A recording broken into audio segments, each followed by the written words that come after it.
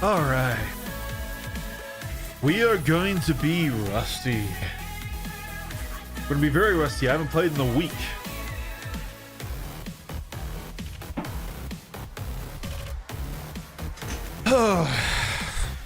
Here we go. Been a hot minute, everyone. I doubt I will see a whole heck of a lot of viewers. But to me, it's just a chill night. So right now we're on the main account. We're on Peliade, and we're just going to be... Ooh, I would want to fly to Pitfall. I doubt we can make it like work.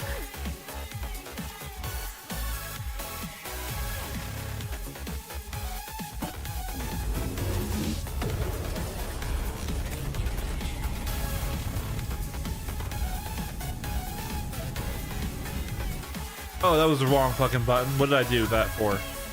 Oh well, it's fine.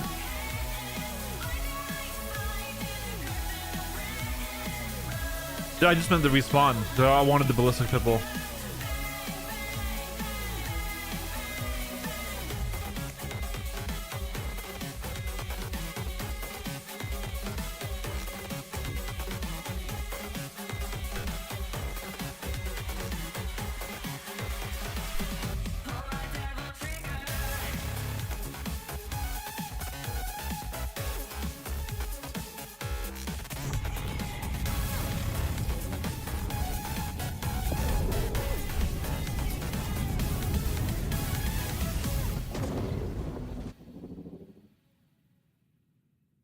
Number 3? Or are all these not modified because of the update? Ah, that could be it. Alright.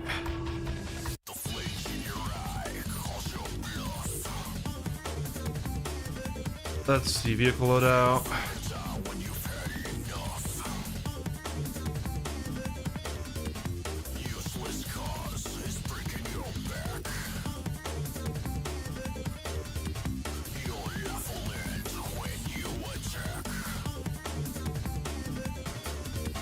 Yeah.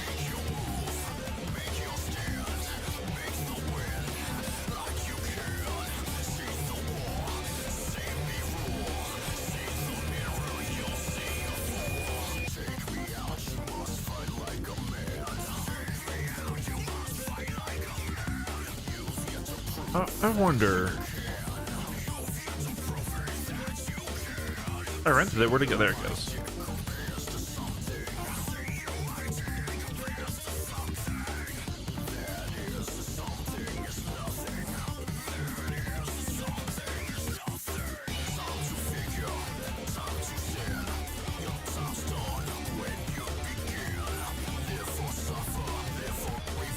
All right.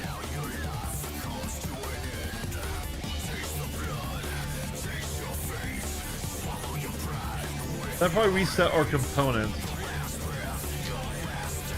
Ooh. Let's... So there, okay. There we go.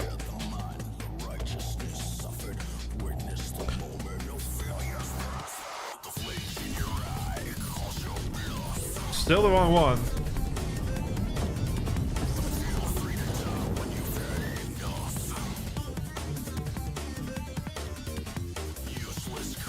That looks like it.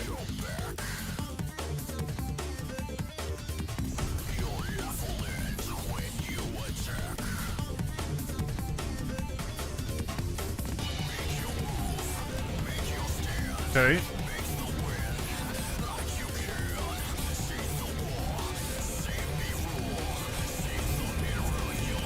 Okay.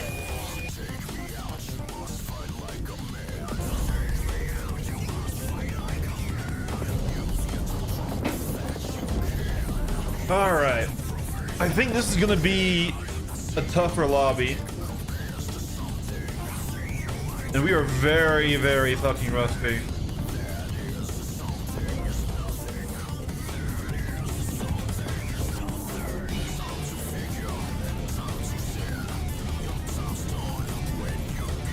Long time, Kelly.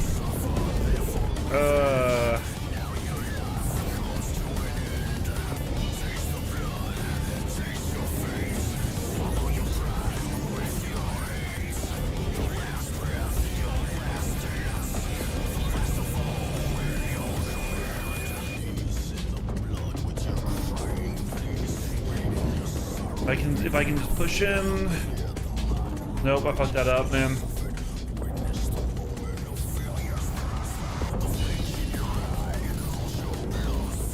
Yeah, I definitely feel like this is not the way to do it.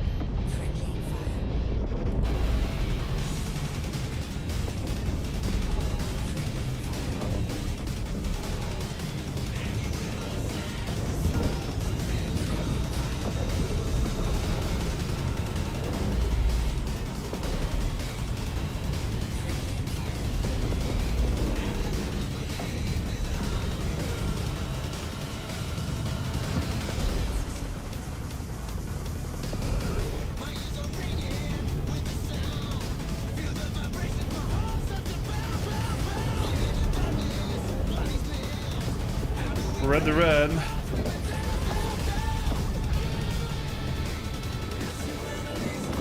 Good fight. Yeah, I don't think the deadbolts are the way to go, even with staggered fire.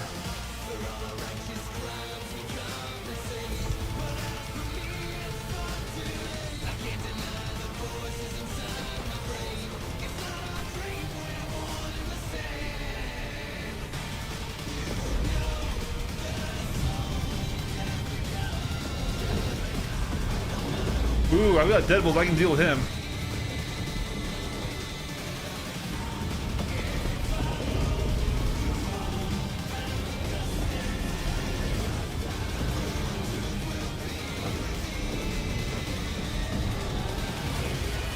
Our power isn't set.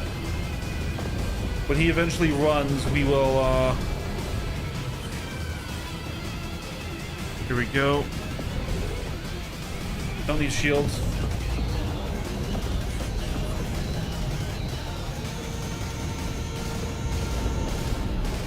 Catch another one here.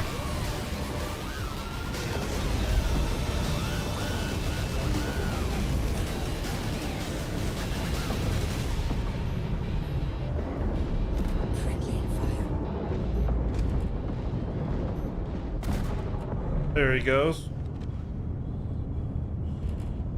Hey Sky, good to see you, bud. I appreciated that message you sent, yeah. My last week got weird. Like, not necessarily bad, just weird.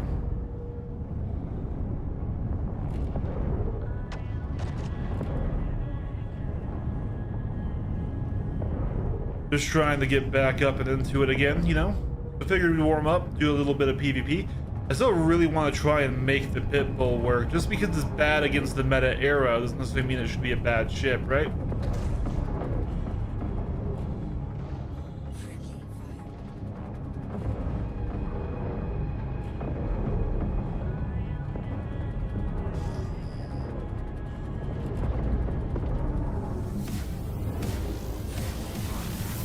Trying to get in front of him to actually start a flare fight. It looks like he's just brawling everyone.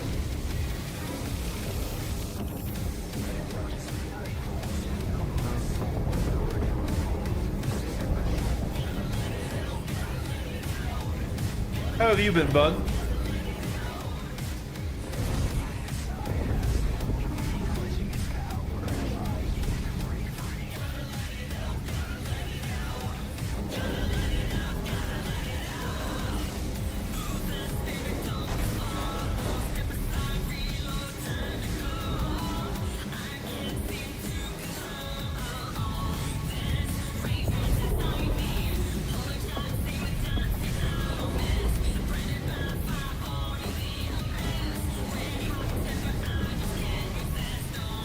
Rusty as heck. Rusty as heck. Yeah, trying the half deadbolt loadout is not really worth it. Maybe pure cannon?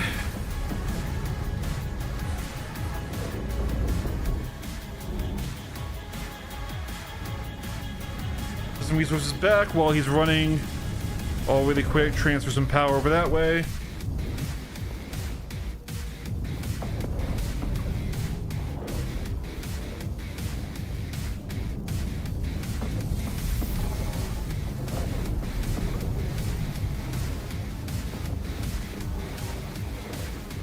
If he's just gonna keep fucking running.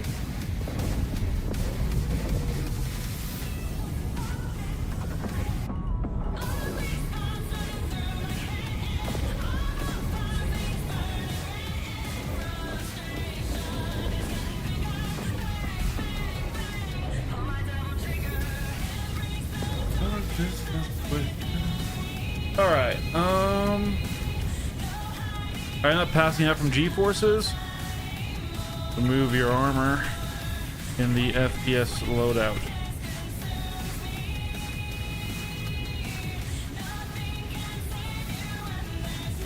As for aim, missed less. That's really mean.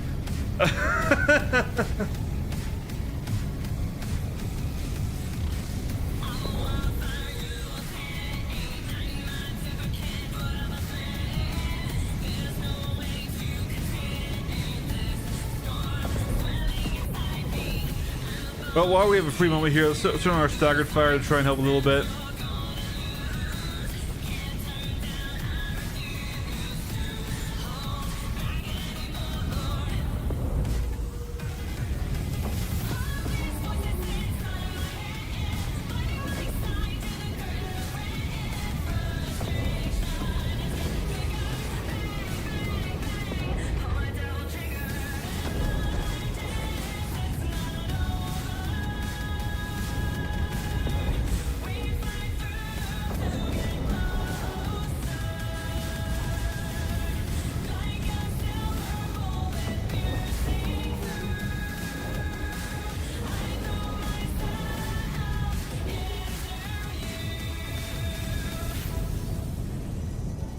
Oh, someone's on me.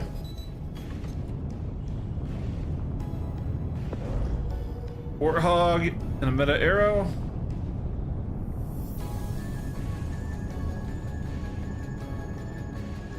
No, not meta. Lasers.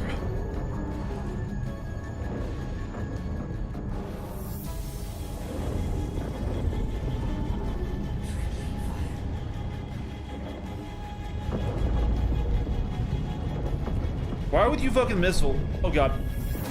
Well, you know what? It fucking worked that time. I was out of energy to get out of that. I tried.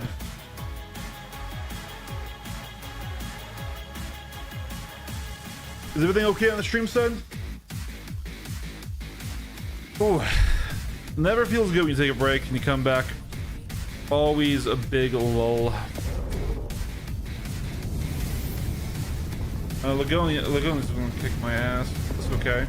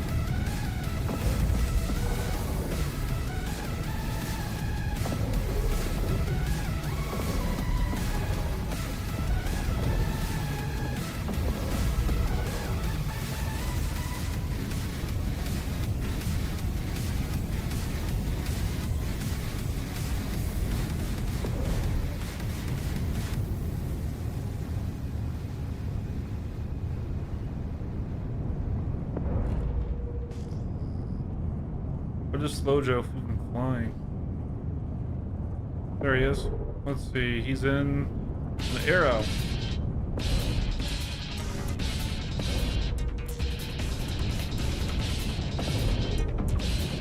Alright. Music's a bit loud. Copy. Let's turn it down just a bit. Let me know if that's better.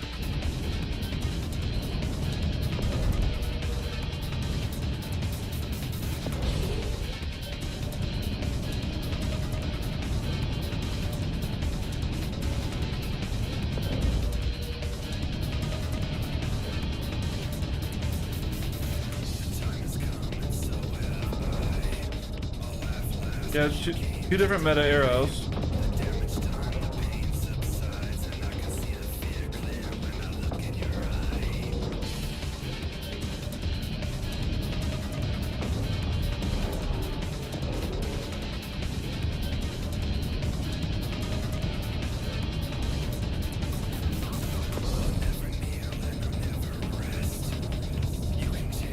I feel like he's in the wrong chat.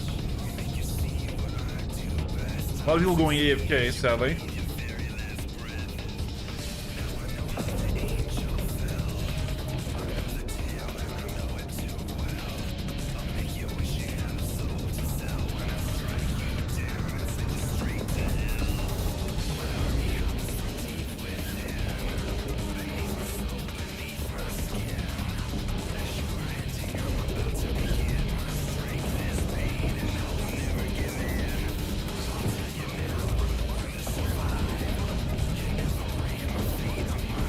God, I hate ballistic meta arrows. Also, I feel like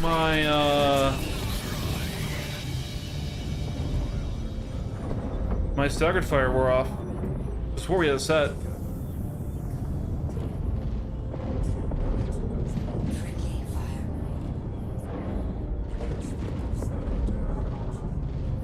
Oh my god, yeah, that's really annoying.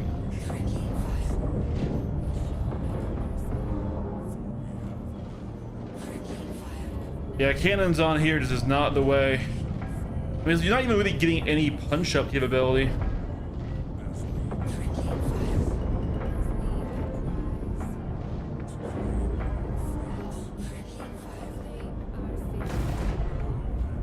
Ooh.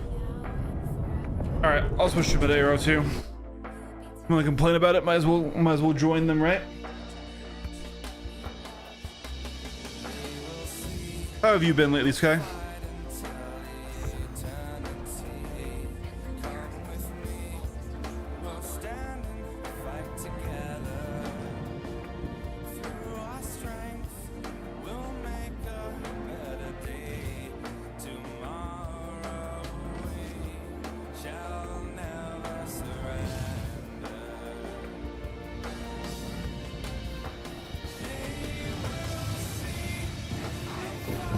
God, I'm so rusty.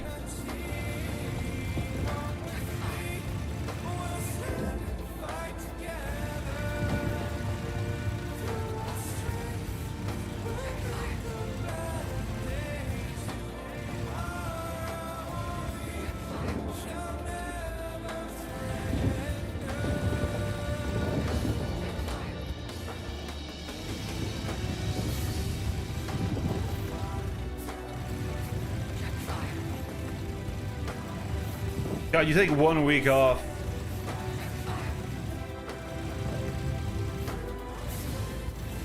To watch my resources here.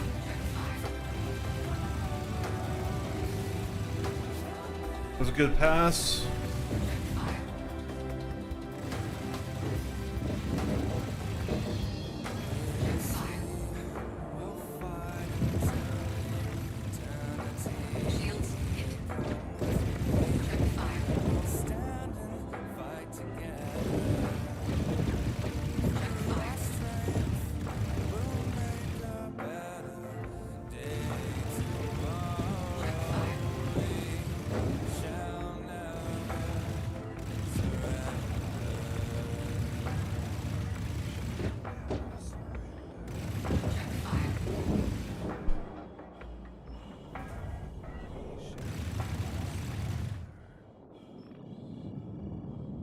Gonna boost again.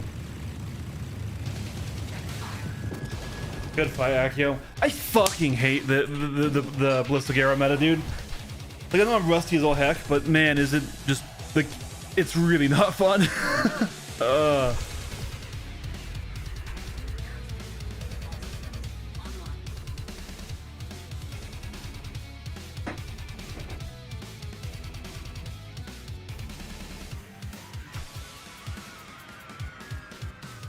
I really don't like ballistic meta on the arrows, man. It's rough, but it's okay. I'm just being salty.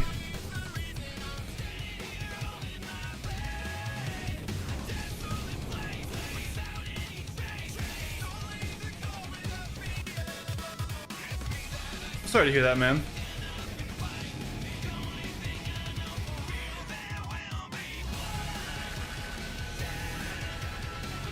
Yeah, tooth pains suck. I get those pretty frequently. But yeah. I had a weird week where basically my sleep schedule got so bad that it inverted. And I was basically going to bed at like 6 p.m., waking up at midnight.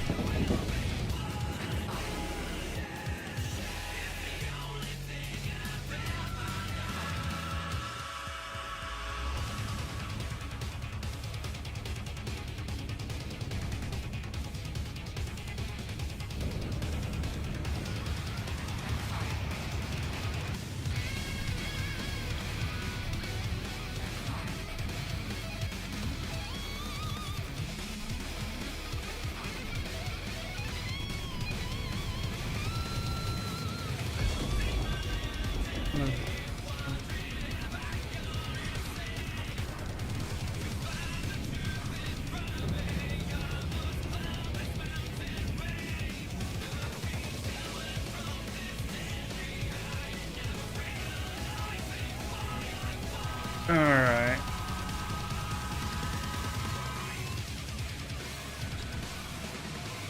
But yeah, and so like I was like waking up at like 1 a.m. like midnight and having like 6 or 7 hours of sleep. So I would just stay up until going to work. And it was too late to stream or do anything, right? And you know, so I ended up just fucking doing stuff around the house. Like I finished a table I was building with friends. Like it was all together. I just needed to stain it, sand it, you know, put polish in it, things like that. And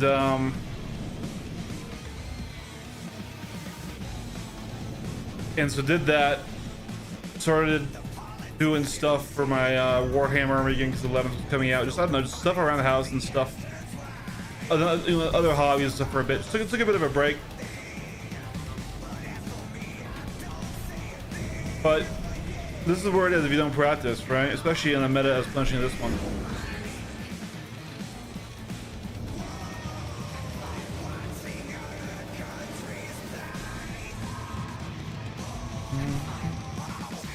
But yeah, the backstrafe and team dueling of the Shredder era meta is super not fun. It's another reason why I didn't really like do a lot of this, and why there's another reason why we're doing Zero to Hero actually instead of just our usual PvP streams, just because I really don't like the era meta we're in right now. It's super aim focused. It's completely punishing. There's no fight things you can do to alter the fight. Really, it's just pure aim down. Team or foes? Oh shit! That's when since that's happened. Yeah, it full on turned off.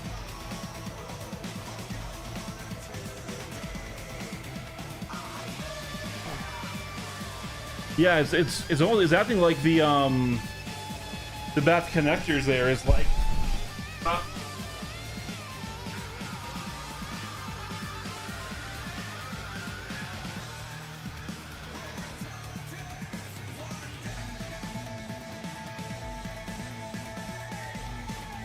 All right, we're trying to fix that again here. Now this is gonna be pointed the entirely wrong direction. Once it does come back. Maybe. Okay, yep. Like I said, entirely wrong direction. So now go up and over. And then back down a bit. Here we go. Thank you for letting me know. Hey, Aries, good to see you again. Appreciate that, man. Yeah. So sorry for the delay in the break. I mean, there was also a shard lock. Actually, now I'm thinking about it, man. I didn't even remember that. But yeah, there was a shard lock on their stuff. And so I was just running. Like everyone left this lobby. Yeah, that's interesting.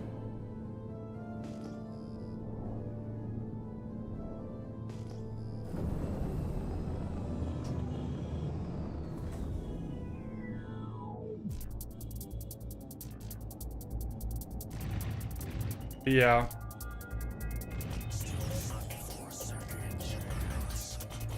Shredder meta is not super fun, especially not for host ass pilots.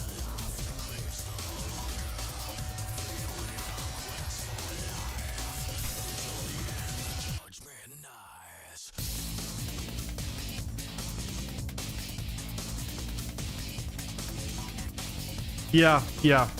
Shredder is the way to go on the Arrow, 110%. Especially in free flight where it's fighting. I mean, if you like it, that's one thing. I don't like how insanely aim focused it is. To the detriment of flight. I don't like how it denies shield gameplay.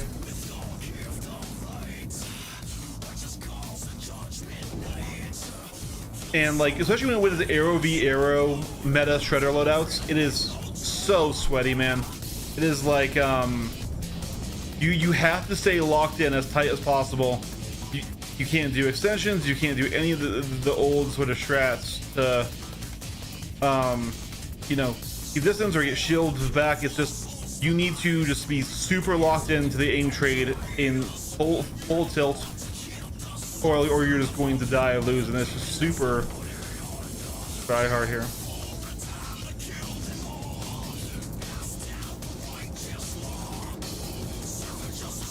All right, he cleared it back.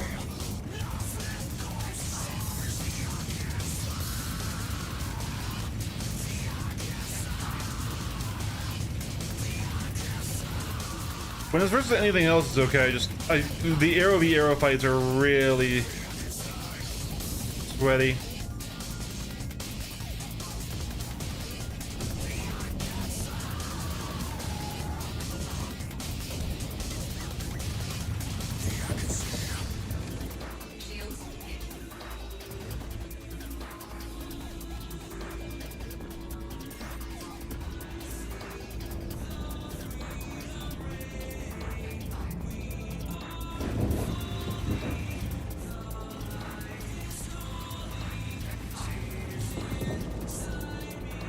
I did not expect him to turn with me there.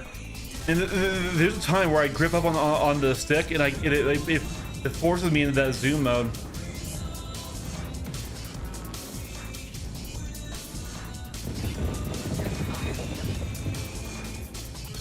Good pass by him.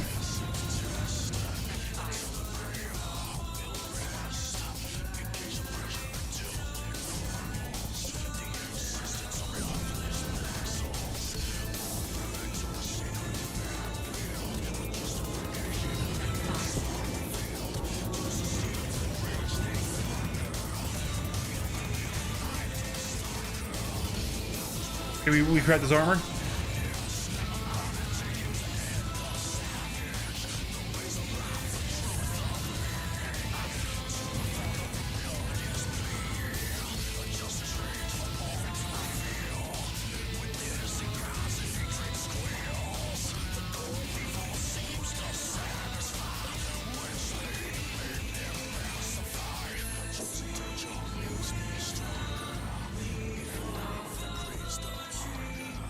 Alright, he's gonna get out of that one.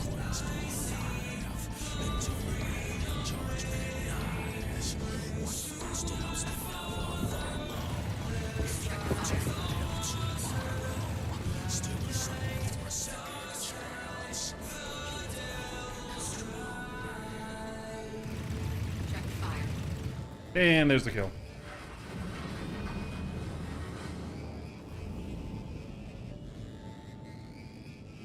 Self-destruct protocol accepted. Yeah, he just got one good pass on us. All right, let's try the pit bull again. The pit bull.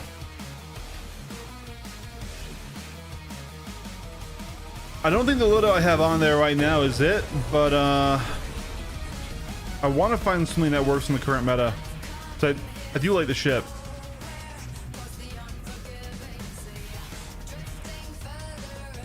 Originally, I was doing the buzz saws, and that seemed okay.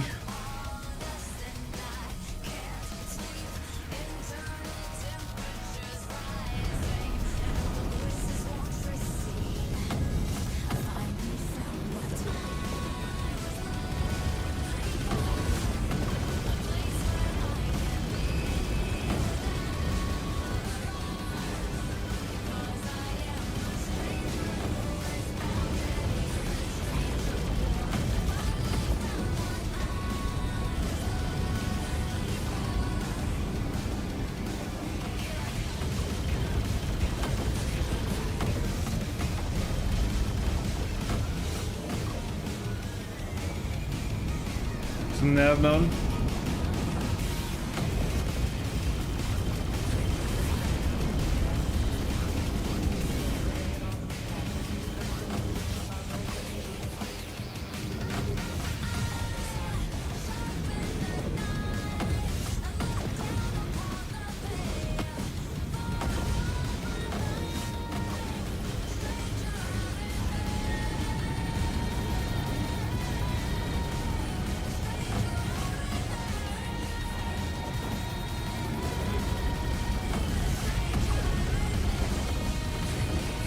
Yeah, the Deadbolts just have such a poor hit percentage, even with staggered fire.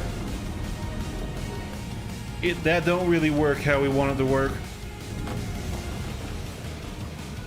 Against the meta era is gonna be rough.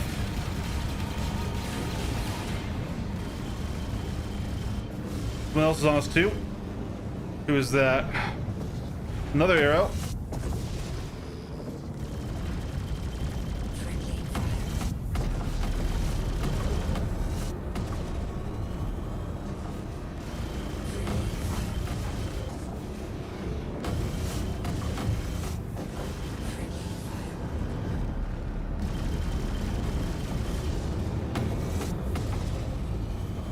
I love the sound of this thing, man. God, this ship feels good. I don't like this loadout though, I will say. The half Deadbolts ain't doing it for me.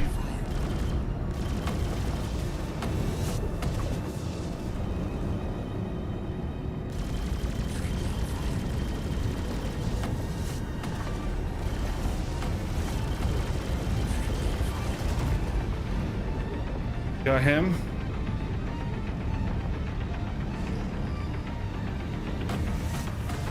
There's the other one that was on me before. Hey, Sil, good to see you again, bud. How have you been, man? Appreciate you guys all coming back, especially if I took a week off. I know it's sometimes can be hard to keep up with it if I'm not consistent.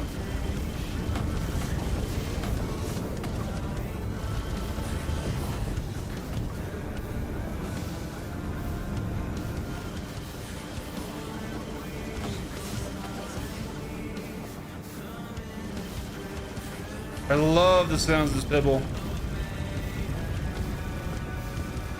God damn it. Oh, dude. I really hate how sometimes just gripping it triggers that. Hey, man. I might change that bind. I didn't even know that he had hit us that hard. Yeah. That's definitely not the Pitbull loadout. That's not the Pitbull loadout. Oh man, I'm sorry to hear that.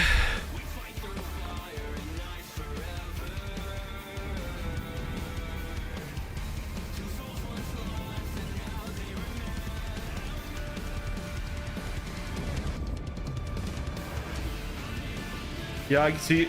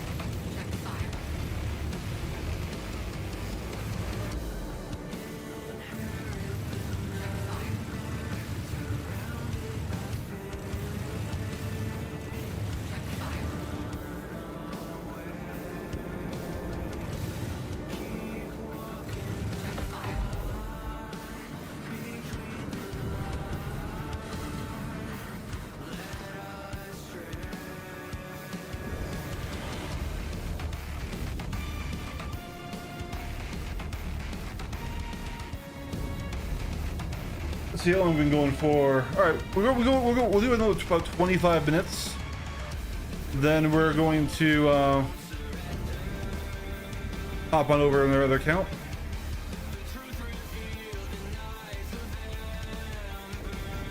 That's awesome. Nice friend there. Now I'm waiting for the other shooter to drop because that's not mixed, right?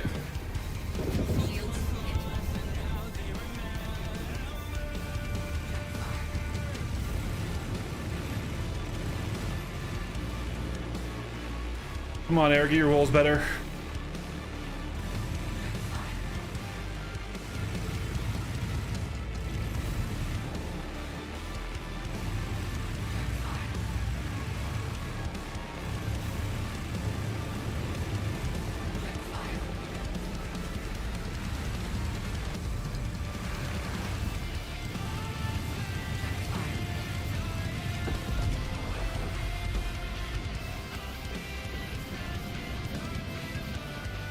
I'm so sorry to hear that, dude. I'm so sorry to hear that.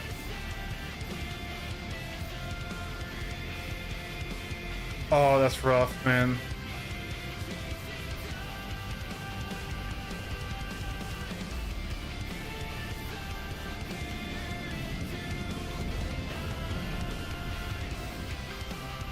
It's coming again.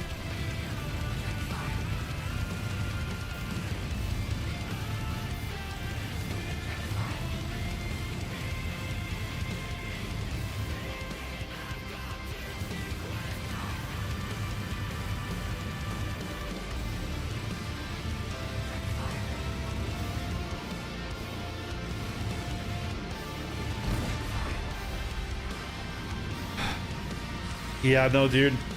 I have 2 cats, and they are my rocks. They're my family. Like, obviously, I've had pets die and stuff, but you know, when these ones go, is gonna be rough. But yeah, nah, man. Definitely awful.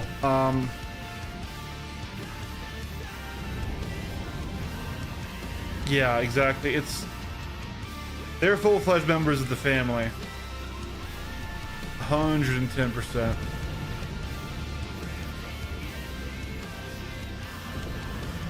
Oh, that name. Oh, are you on me? Yes, you are.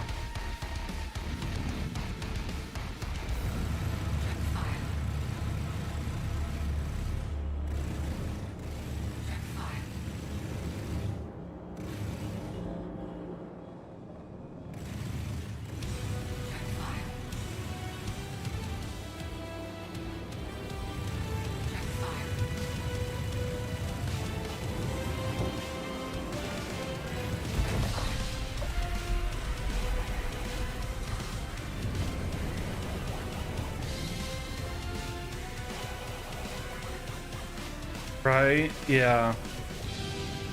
No, I've been blessed that my 2 boys have been pretty good on health.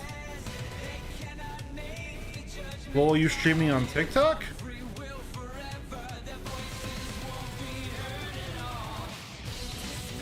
Yeah, no, like I said, I mean, last week, I think I let everyone know that, like, I had 2 of my close friends die.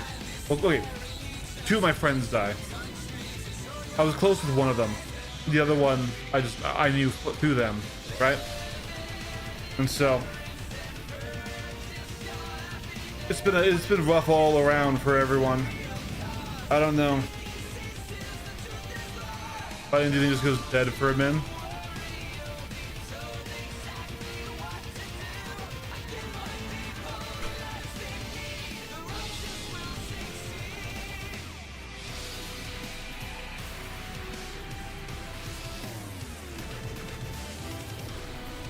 Yeah, I then got a shard lock and then really screwed up my sleep schedule, so I took a week off and I'm ready to get back into it right now. Ooh, I will fight an F8 if he wants it.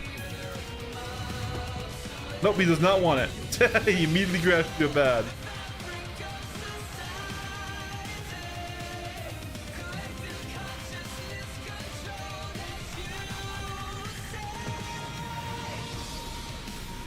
That's Sulin.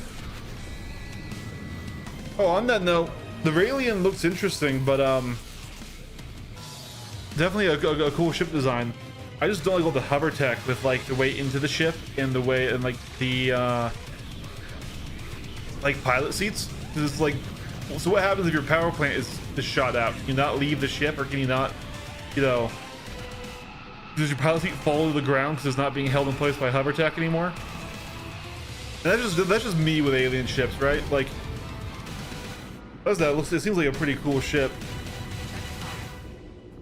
He's engaging somebody. Let's have something else to think about here.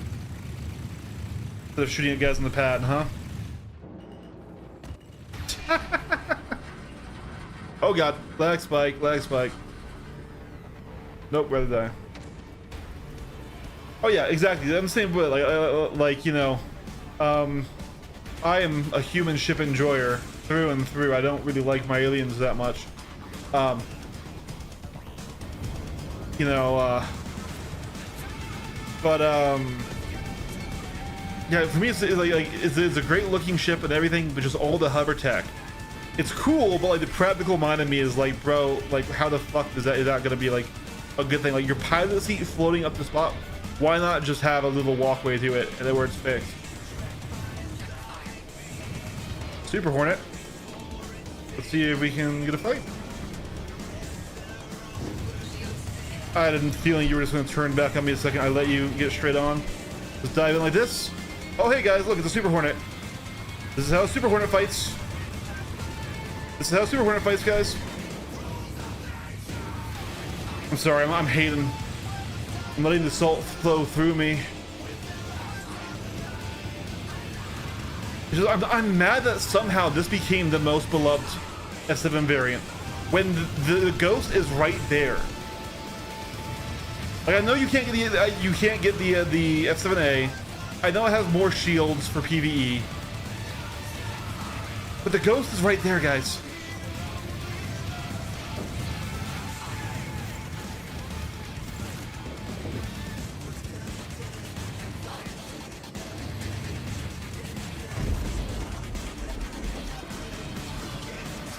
Yeah, GM.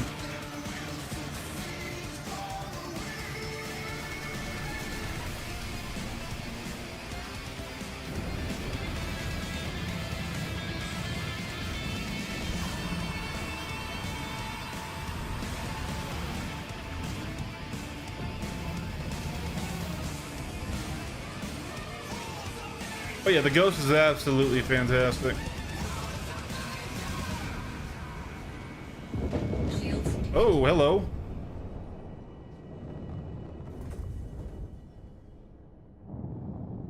Respawned and came back Angie. Check fire. Check fire.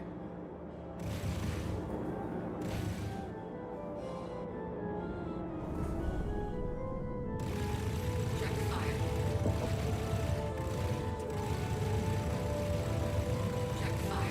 Check fire. Check fire. Ballistics low. Check fire.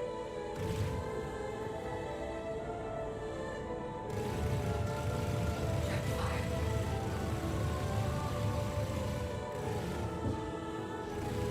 Check fire. Shields hit. There it is. Even with a huge head start, my second kill in this life. Super, don't do it. I think Super's the only functional one. I mean, or you could just attach things manually. That's not what I mean though. Like in general, community sentiment towards the Super, I think is unnaturally high because it's just not a good ship. Let's get some fresh Leon. Like part of me does dislike the Super because I had one. I was ready for you know the Super Hornet Mark II to be like the Mark I was, and I do love the Mark I. Come on, there it goes. Ish. Goodbye F frame rate. Goodbye frame rate. Holy crap. Frame rate just ate complete poo poo right there. Oh, that's why, because there's two Idrises firing lasers.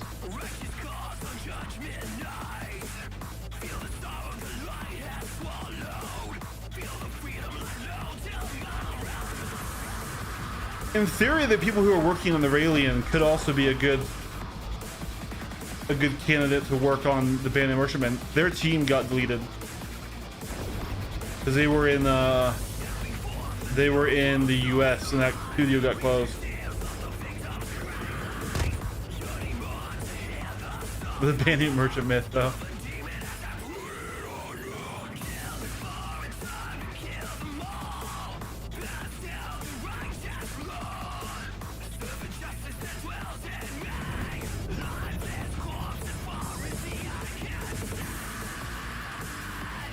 Ironclad. Yeah, lots of big shits being spawned right now. There's Gruffalo. He's a very good pilot. We're definitely too rusty to beat him right now.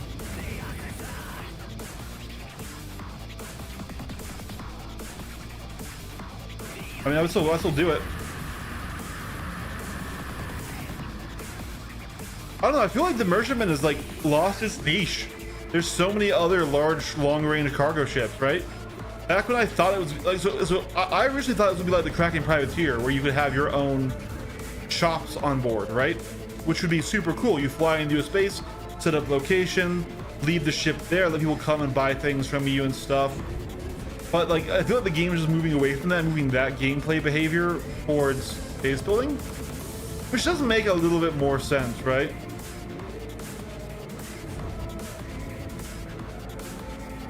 I mean, he's flying. I don't know what he's doing. He's doing all the way out here. Goodbye frame rate. Goodbye frame rate. Holy fuck. Oh my god.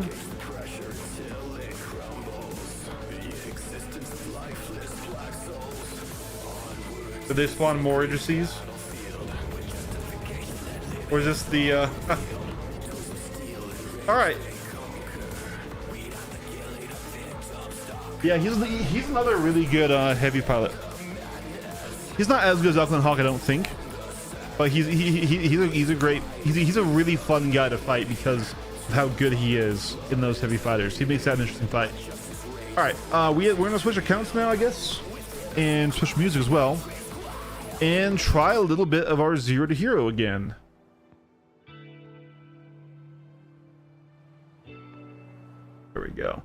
Do this while I change emails. You didn't pay the monthly subscription for frames. Please, sir, may I have some frames?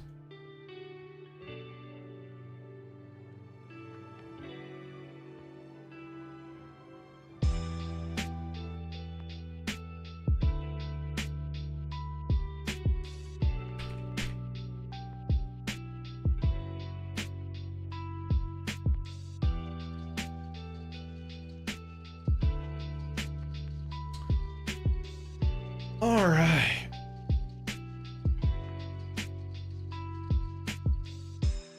I still one of these things, though. I think it's like the largest the merchant in the game as it is, when it might be fitting for each time. No, I mean,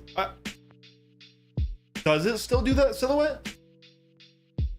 Because I thought they changed it, and now it's only the privateer that does the own shop thing. Hold on. If I'm wrong, then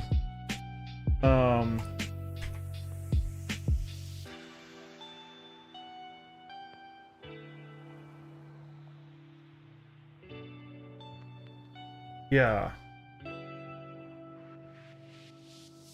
Capable of landing or docking and inviting locals to view as cargo hold has to offer, which is no longer a unique thing, right? The ship design for by generations of development intended to offer a combination of high speed and durability, while Merchantman is less configurable than the Caterpillar or Starfarer. Still plenty of room to take the ship in different directions. So okay, there will be a bazaar. Okay. If this works, then it still has a niche. For some reason, I thought it was just that it's a cargo ship you can land on, in which case that niche has been like taken entirely, right? I still don't know how exactly this will work. I think it's another,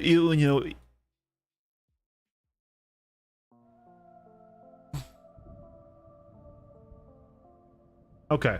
Yeah, if the bazaar shows up and if it works well, cool.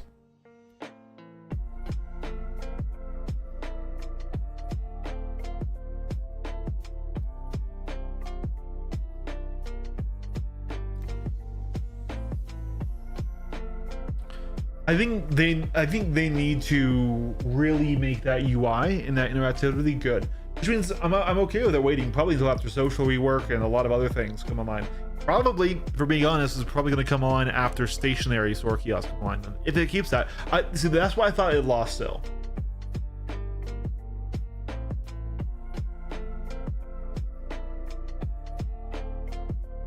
I don't know. Someone had told me that only the Kraken Privateer had the onboard shops now.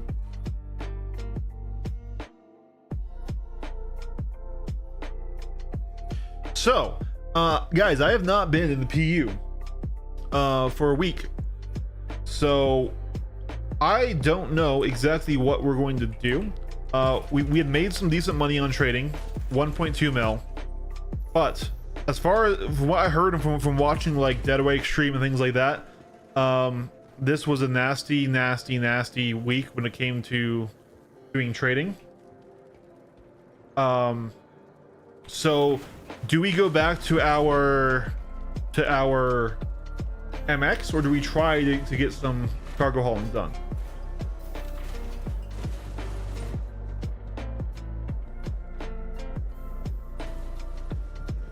Freight elevators are so broken. Yeah, okay, that's what I'm worried about.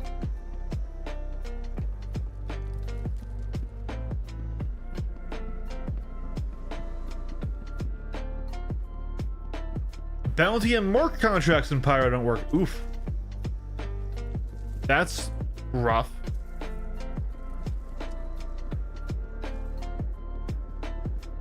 Do we have ammo? We don't have ammo. Let's go buy some ammo.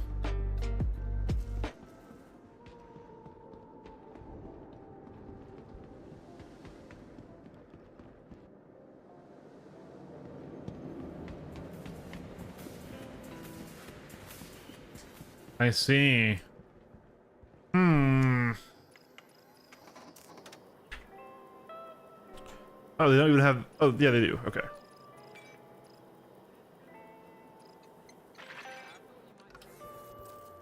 Live. I didn't know there was a hotfix build. Wait, okay, hold on. In the past, when there was a hotfix build, you still had to hope you were on a hotfix server. Otherwise, the changes didn't go through. I'm not sure if that's going to matter too much. I can try swapping to the hotfix. Eat a rat. The loop rat.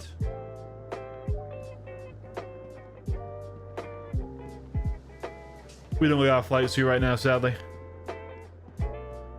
But no, no, we're on live. Like I know we're on live. Oh, you mean for the hotfix? Oh, the hotfix. I mean, as far as I know, the flight suits only break. The flight suits only break and you only lose hands and feet after you die in them once. When you first buy them, they'll have hands and feet. Then you die, you crash, and then you lose the hands and feet, right?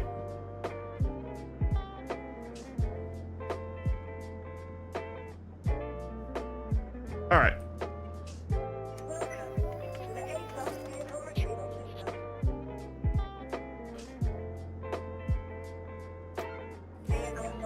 So, if cargo isn't working right now, let's see what there is for us to do.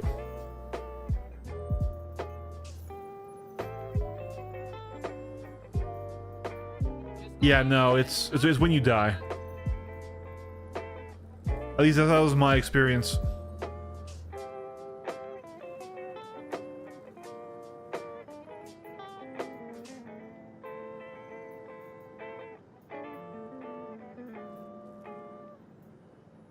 Man, dude, I can make a lot of money doing this if this would have worked.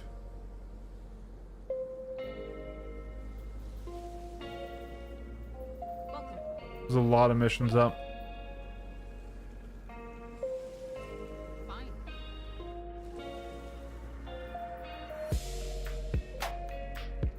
And do extreme risk. Very high. Let's do that. Let's see if that works.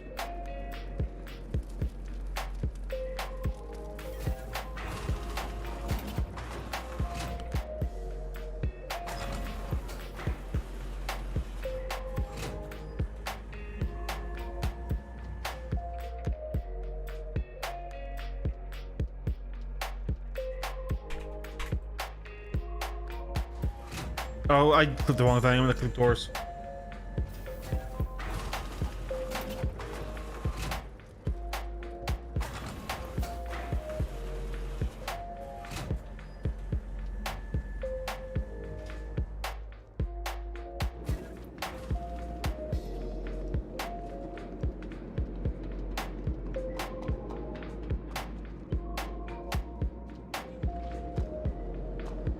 All right.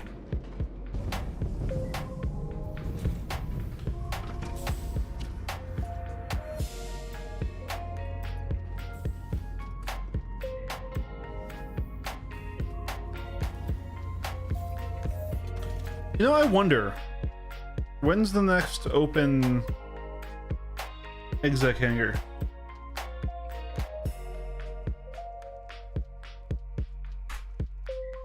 We might go fly by. Oh, they opened. They're open right now.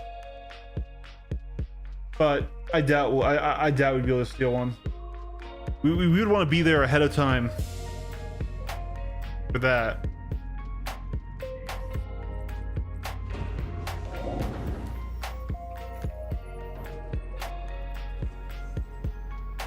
Top off all that.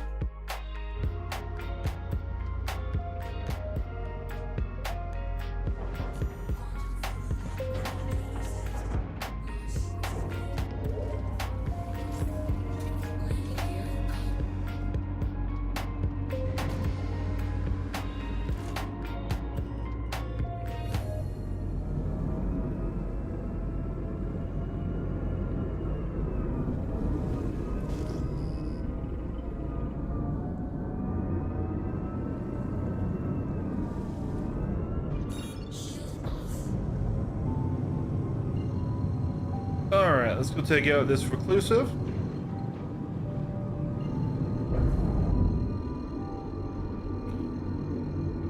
Maybe we can fly down and check out one of the cargo elevators and see if they work. As far as I can tell, they seem to either break or work server wide. So if you get lucky and you get a server that has the ground ones working, they seem to all work.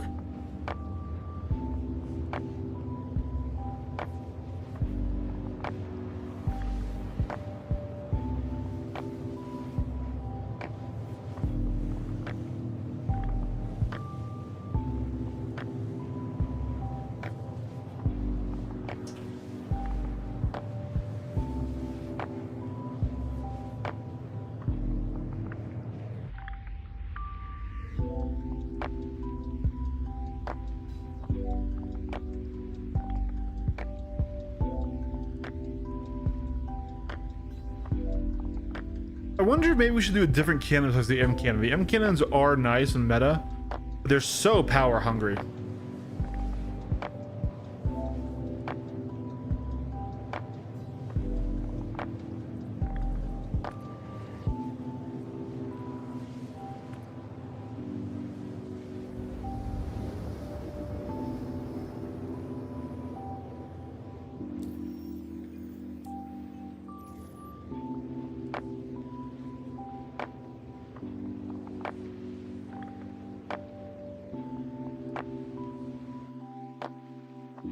We gotta figure out a plan, another plan to make money, because grinding the bounty missions isn't super enjoyable.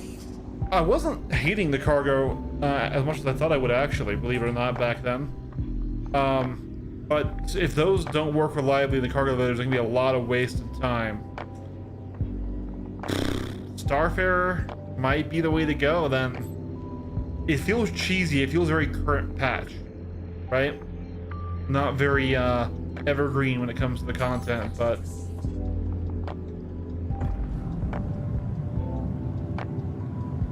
how much does a Starfarer cost?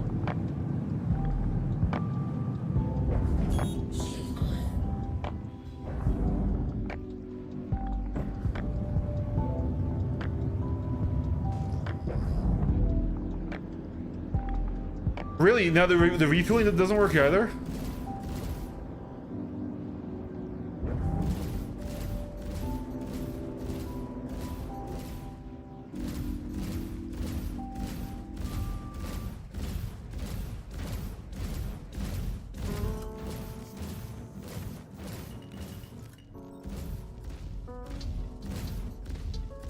And everyone was saying that was the best way to make money a couple weeks ago. Why are you so tanky? Good sir.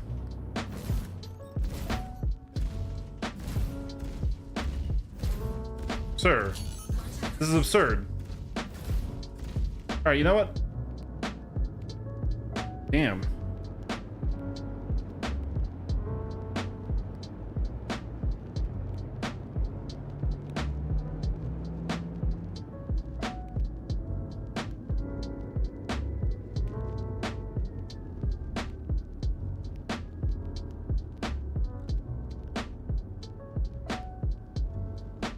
Okay.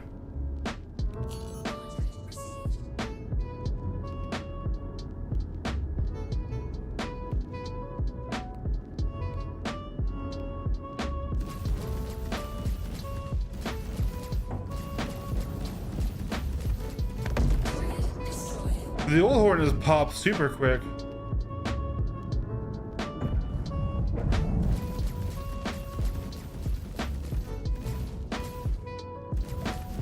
Man, I kind of miss when the attritions were going to be super meta. That would have been a fun patch. Way more fun than the ballistic meta we're in now.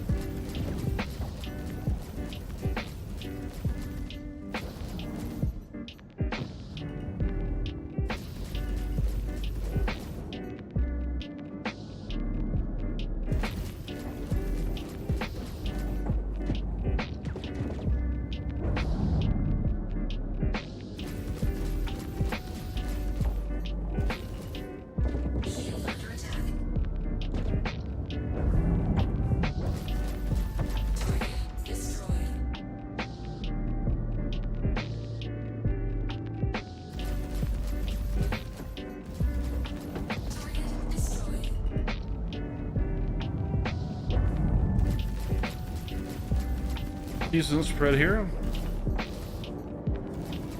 I do like that they are starting to put in some more chip variety into missions and things, and will say I do like the reclusive bounties as a concept. They aren't nearly as money efficient as ghillies are, but you know, that's all stuff that can be adjusted by the economy team.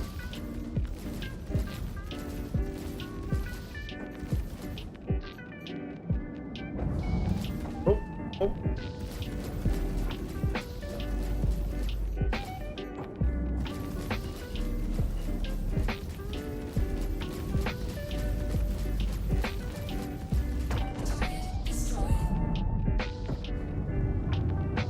You know, is it just this freaking Hornet out here?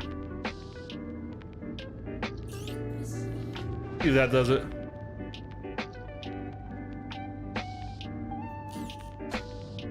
All right. Wave 2, baby.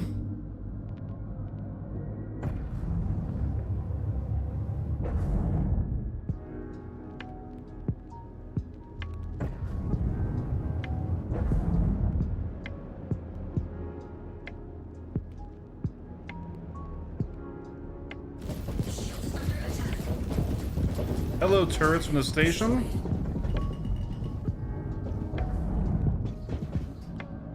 That was unpleasant.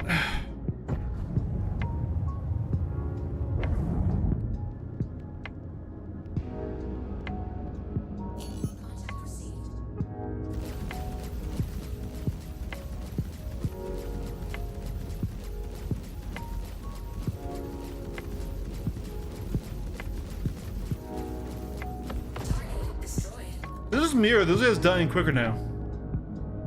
I don't remember those Vanguard Sens dying that quick. Even with this exact loadout. They were tanky girls.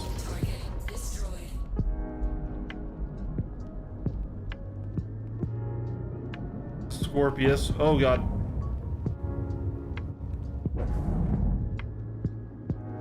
It's really annoying that they're right by this turreted fucking hangar here.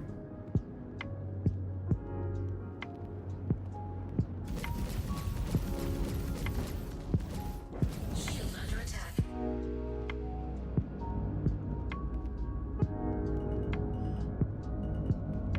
Oh, wait, we crashed. Because of course we did. Ah. Weapon system destroyed. Weapon system destroyed. And now we're in the issue with the Guardian.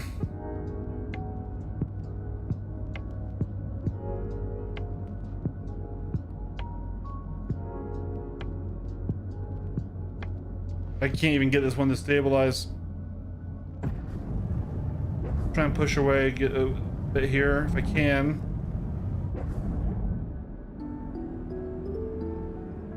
Yeah, so that probably took the it took the ball. That's why. So this is unrecoverable. Well, we're doing a perfect corkscrew.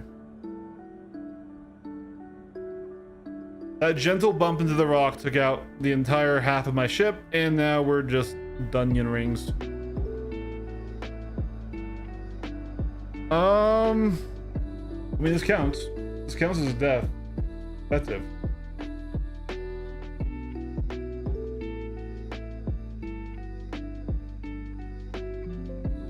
Yeah, being right next to the frickin' turreted hangar there was annoying.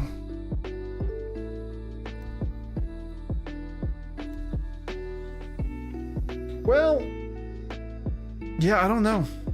I guess we'll just go and give hauling a shot, because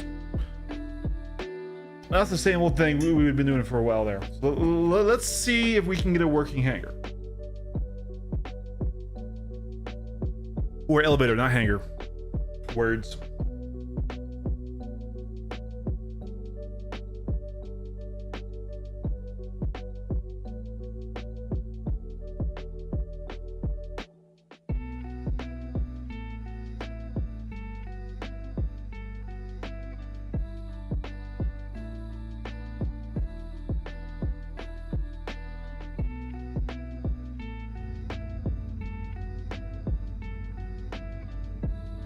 Alright.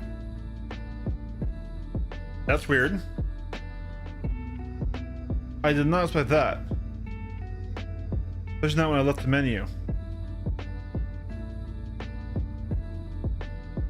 I think the second I touch the controller is when I'll lose it again. Yep. There it goes. Well, we can do that.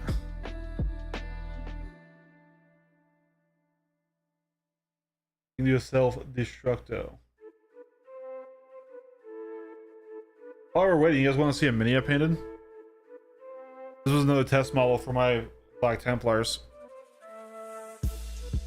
I haven't painted the sword or the metallics yet. Still testing things out for that.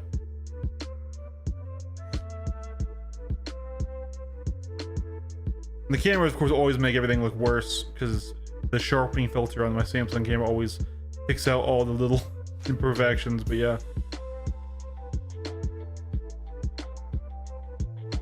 Alright, we should be dead now. Yeah, there we go. Checkmate. Which I think is not where we had our raft, so we're still gonna have a brick raft floating around out there. But hey.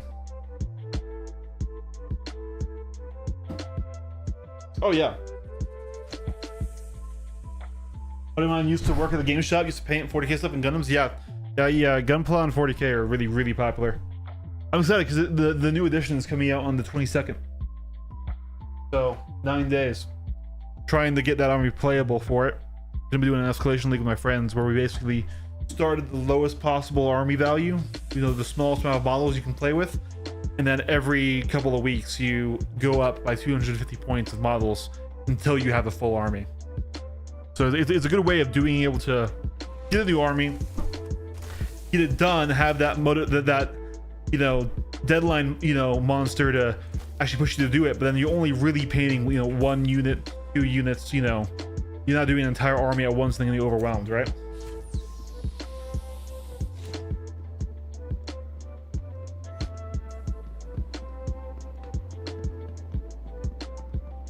That's not the elevator. That's the elevator.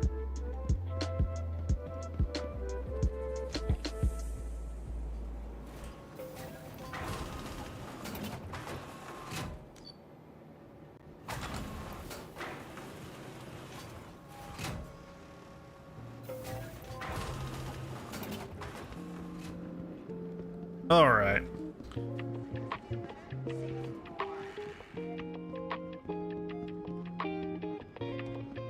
Yeah. I'm actually really excited for 11th edition. I think 11th is going to be... Like, this is probably too early to say. And I didn't hate 10th. I didn't. I liked 10th a lot. But I liked 9th better. And I think I'm going to like 11th better than 10th as well. The shift to how you can build your armies with new detachment systems and with the way that the games are more narrative focused, with objectives being always in terrain, or not always, but mostly in terrain, and how you can have 2 different primary missions depending on what your force disposition is. So like, if you're like, you know, Black Templars or World Eaters and you just want to get in there and kill shit, you can win the game by doing that because you can make that your primary mission. Whereas somebody else who has a more, you know, methodical army might go for a defense, or someone who's really fast might go for securing points across the board. And I like that. I think it's going to be quite fun, as long as they don't screw up those detachments and their costs and things. I think it'll be a good time. Obviously, balancing Monkey is difficult, and especially now that they're treating it more like a video game and less like a board game, and they're constantly doing balance upgrades and releasing new data sheets and stuff. Hopefully, we will get some level of fun for each army.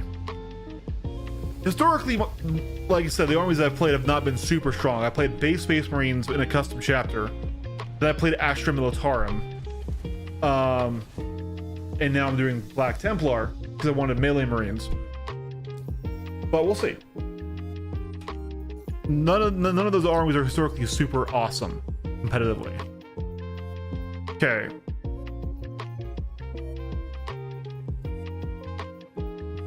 We'll try this one. So Jackson Swap is where we're going first. So before we even go load it up, we're going to fly to Jackson Swap and see if the elevators work. Systems activating. System All right. Oh no, we want light support. Let's pop you out, pop you out, pop you out.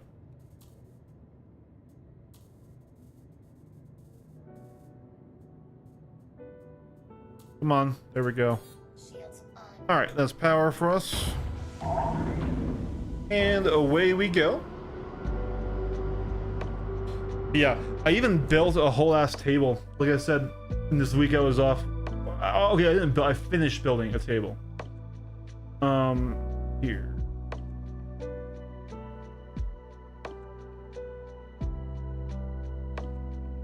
So this is my game room, and this top bit had been just white wood for so long. I finally stained it and applied poly to it, and then you know, this will be spreading out. You know, I spread out a mat on the inside, and now I'm putting all my stuff all around it. I'm working on to try and flatten that mat in there and stuff. But yeah, so me and my friends actually built the table a little while back, but then for almost a year, it's been just in white wood, entirely unprotected. So it's not letting me take off. That's cool. Systems off. Activating. Systems on. Oh, here we go. Right through with an... Engines destroyed. What? We didn't hit anything. Gear up. We didn't hit anything. We made it clean out of that hangar.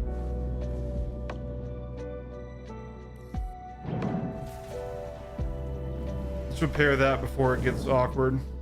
Landing gear down.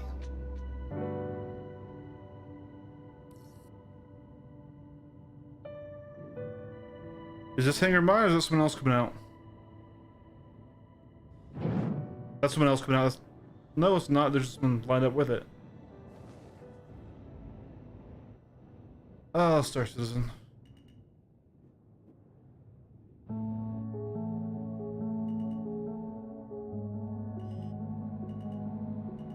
Let's get this fixed before we're gone here. We might need it when we get fully loaded. Landing. In Soviet Pyro, station hit you. So far all we've done today is lose money.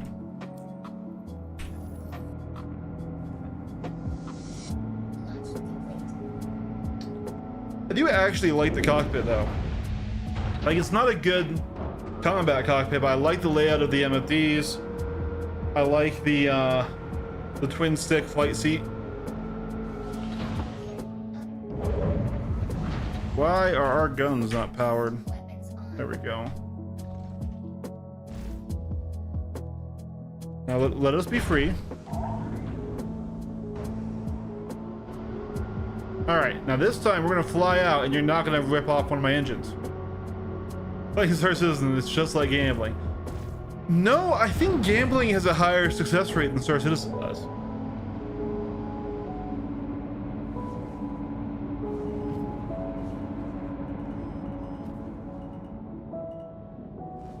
All right, we're out, we're free. Shields off. We're gonna go to the delivery point and first check to make sure. Oh, there are. Oh! There was something right there. Oh man. We almost crashed immediately. We almost crashed immediately, chat. There was something off our right there.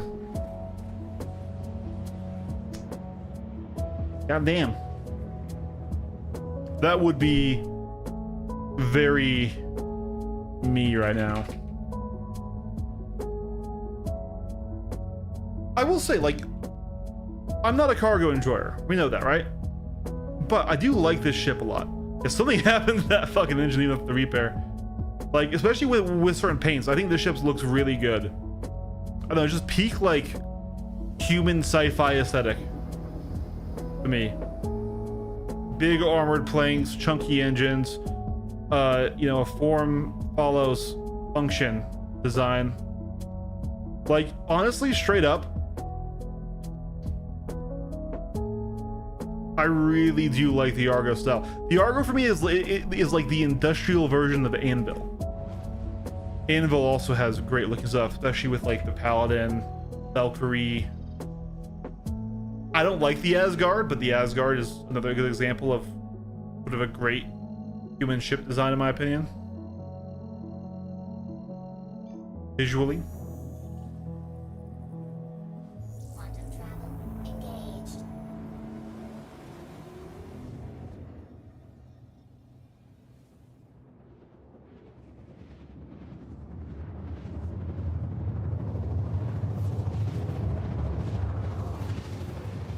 All right, it be dark. It be quite dark. Quantum travel. Oh man. Come on, frame rate, come back to me. Contact. Contact.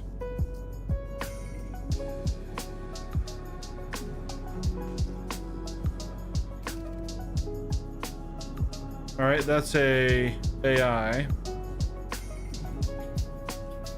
Speaking of the Paladin, there's one down there. Can't get a fix on whether or not it's a person or not. Kind of stealthed out. Shields on. But okay, no, I know it's a player ship because you don't see NPC Paladin does have TSGs. I meant whether or not it was Occupado.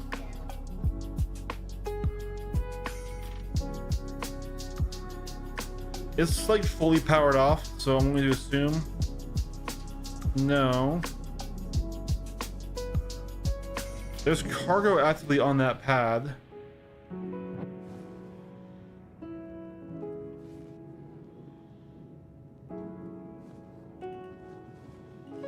So maybe these ones are working. I'm still seeing a lot of cargo just thrown around here. Like, man, dude. Ooh. We clipped something in the back there coming down. We clipped that tree. Engines off. She's got a big booty, I gotta remember that. We'd love to see the Argo refuel ship to even be a Icon shields okay. engines on. Launch complete.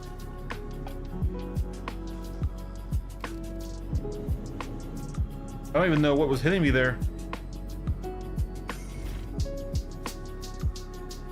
Boom tubes?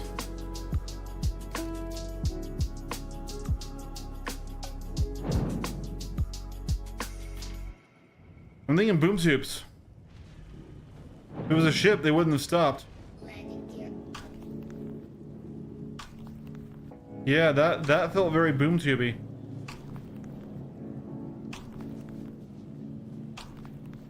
No, the AI is still up.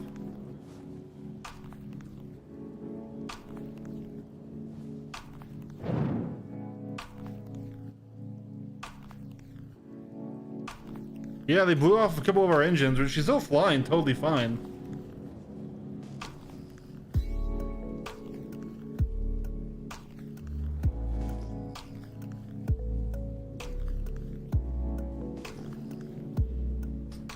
I'm a little shocked that I took 2 boom tubes.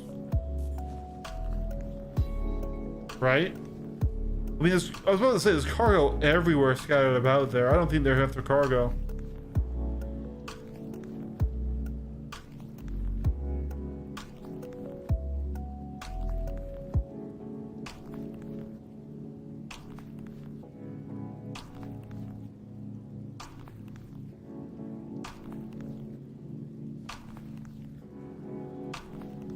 Yeah, they're definitely just punking.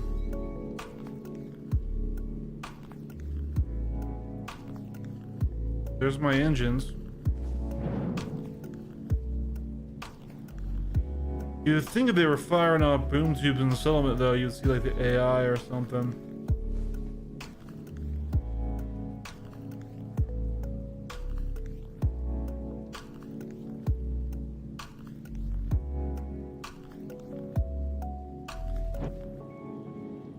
They aren't even bothering to take a shot while I'm in the air on the seat.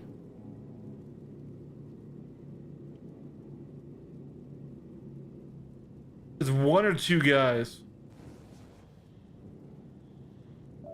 Question is why? I mean, I'm in a fucking wrath and I'm very damaged. My armor is definitely stripped. They could come up in a ship to come kill me.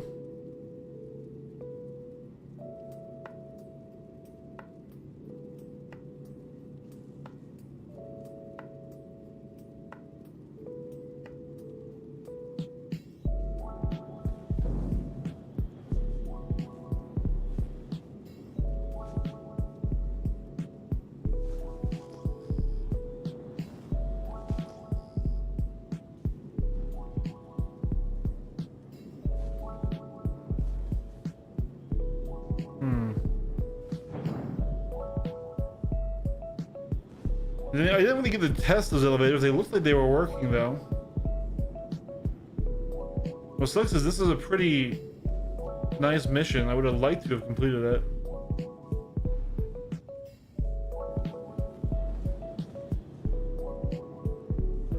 Shields off. No lamp and no, obvious indication of what ship was there.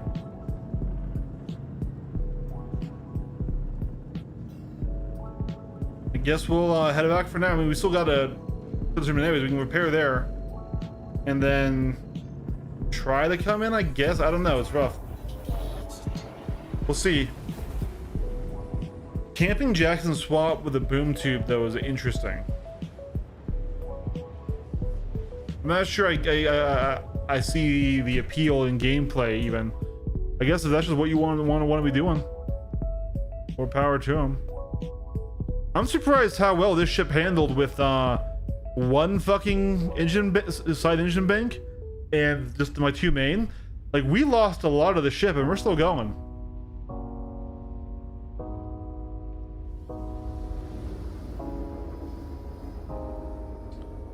I mean, boom tubes are still kind of ridiculously powerful, but I mean, hey.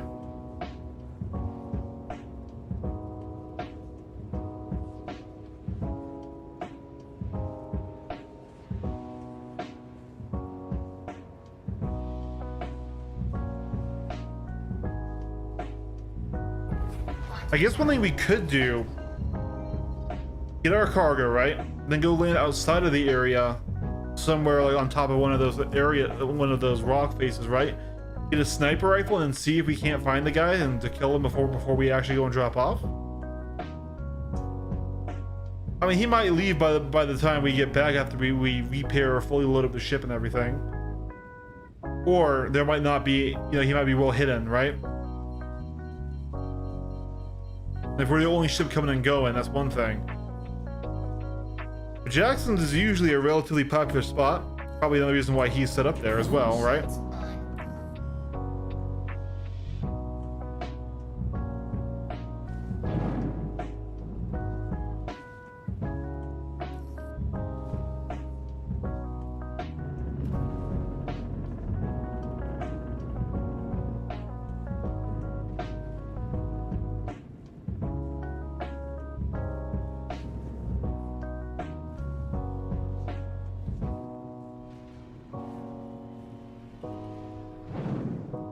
Wrecked Corsair right there.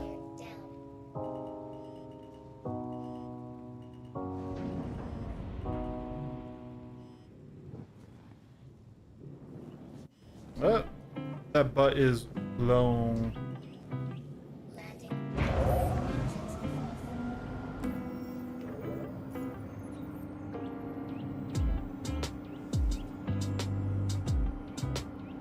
We've lost quite a bit of money.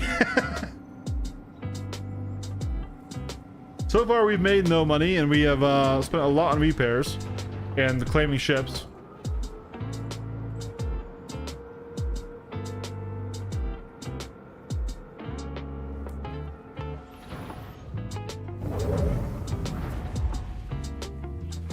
What do you guys think? I mean, it looks like the elevators were up, and in my experience, when they were vertical and at the very top, and they weren't stuck in the down state, that means they were working. But I'm also not the expert on this loop, right?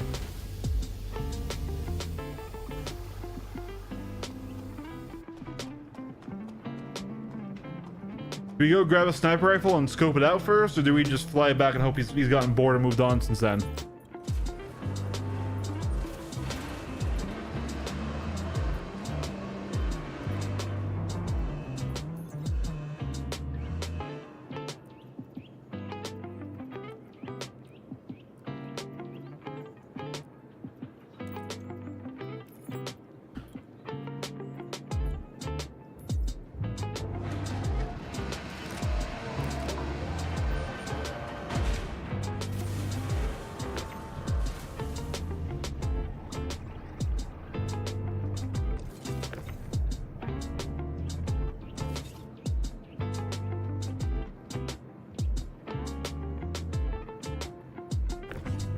Yeah? There's definitely only one or two guys.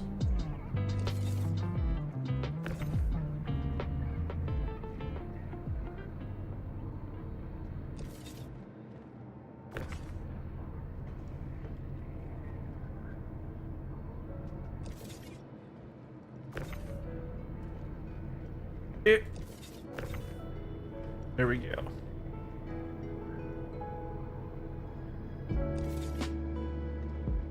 It felt a little quick for one guy doing a reload, but I guess that could have been it. Yeah,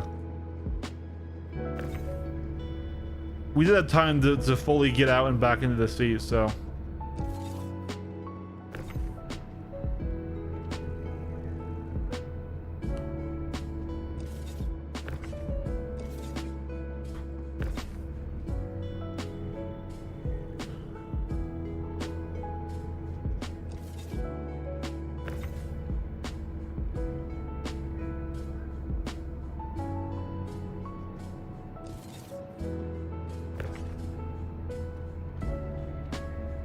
Yeah, that makes sense.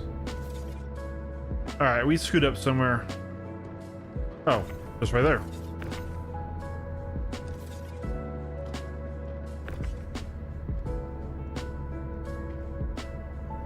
Exactly, yeah. Like, it could have been one guy was in position when one guy wasn't, right? So the first guy got his shut off, the second guy showed up a little bit later. I mean, honestly, like, I don't think what they're doing is super productive. Contracted cargo is worth so little. Now, obviously, I also like to pirate, but I do it in the lane snaring and in the ship side of things. So if this is how they want to do it with FPS stuff, all more power to them. We're in pyro. We're pyros for pirates, right? But yeah, definitely think they were that I was probably the first guy they saw in a while, and they, you know, whether I had cargo or not, they didn't care about. They wanted to get some action, right? That'd be my theory. But the problem is it's nighttime there.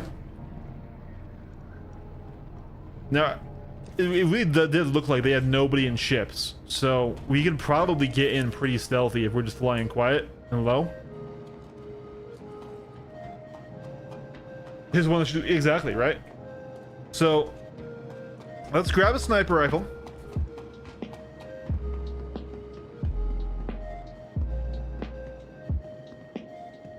Right now I'm going to store the cargo laser.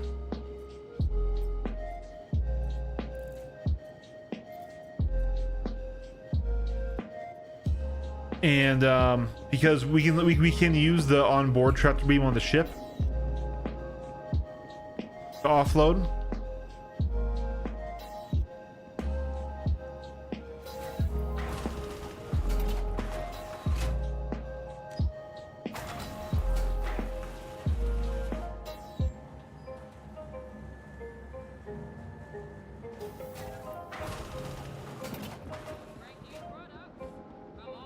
Now, if they have someone in the ship, it's kind of a different story, right? And really, it requires them being in a big bad ship for us to really stand a chance. Like when we took on and beat the Corsair.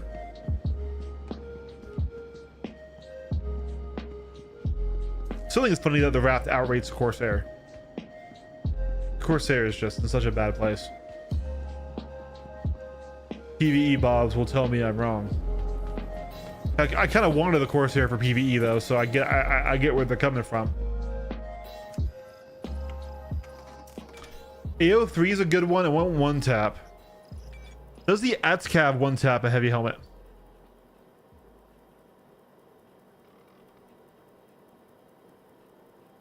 I think it does, right?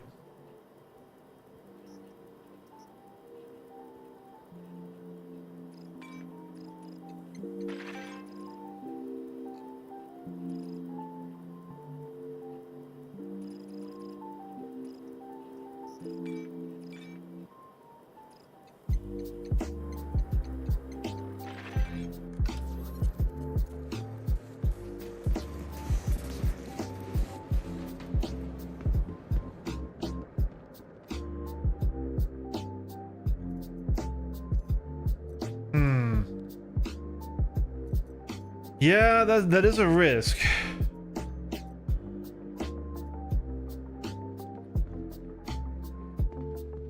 But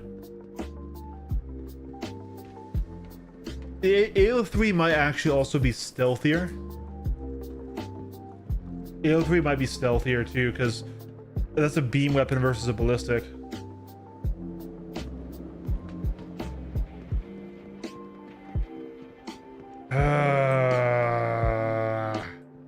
No, I think the damage is worth it because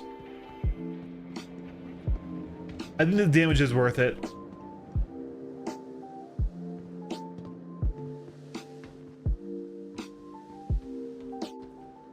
Why is that kind of cute? For a second, it really looked like they were just hugging. It really looked like they were hugging for a second there.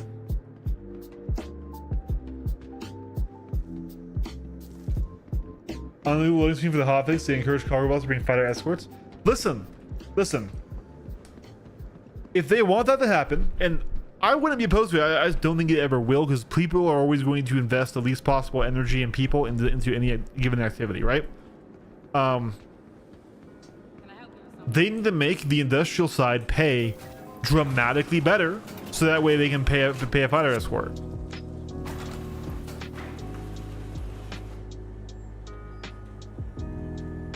They still want that. If they still want that, then industry needs to pay a lot more money to be able to finance that.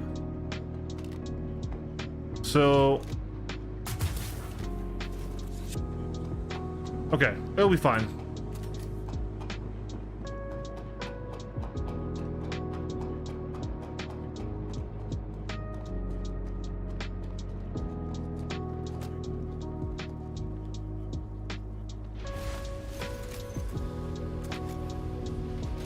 Yes, in slot 1.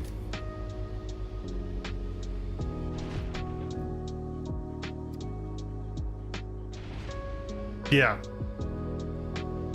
It's still like, well, I'm not against the idea of it. Just the reality is, if they would, that's what they want. Like, industry needs to pay, and in general, industry needs to pay more, because it should be, war is stupid expensive.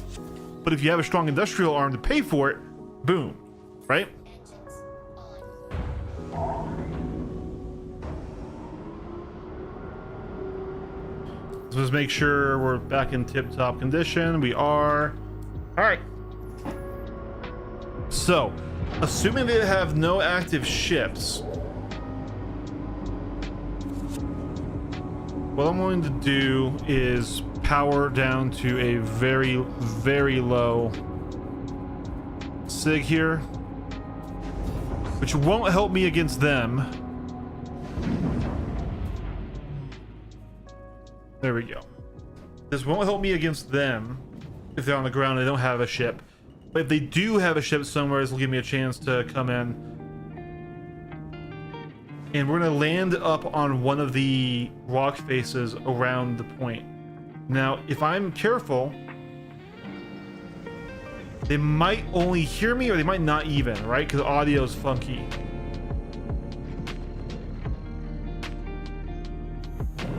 Quantum trap engaged. Landing gear up. I just think, like, let's say a cap ship. A cap ship should, especially with wear and tear when that's fleshed out, engineering when that gets fleshed out, right? A cap ship should be incredibly expensive to run, not just in paying the crew, but in like, like even just flying it around should be relatively expensive, and you should want to keep these things in dry dock until you have a serious fight to go to, right? You know, and like a fighter, when you lose a fighter, it shouldn't be just a little bit to get back, right? It should, like, this is where it sucks, is it's a video game that can be your only ship. If we were just thinking like realistically, which is not how this game should be balanced, was saying like losing a fighter is $1 million loss, $2 million, $3 million loss, right? Even with insurance and things like that, right? And it should be costly, because yeah. Now, with how that's going to work, that's never going to really be the case in Star Citizen, just like, you know, in general. Missiles, I liked what they were doing with the rearm costs and those being hyper expensive, but it was premature and it was done without anything else being done with it, right? Because like, if missiles cost that much, they need to be that effective, which I'm okay with. Like, I want better missiles. I think we talk about this all the time, that I want better missiles. But not just more powerful, more engaging, more interesting, more ways to interact with them, both on the offense and defensive side. We're back in SEM mode, but this stuff got reset. Okay, here we go. So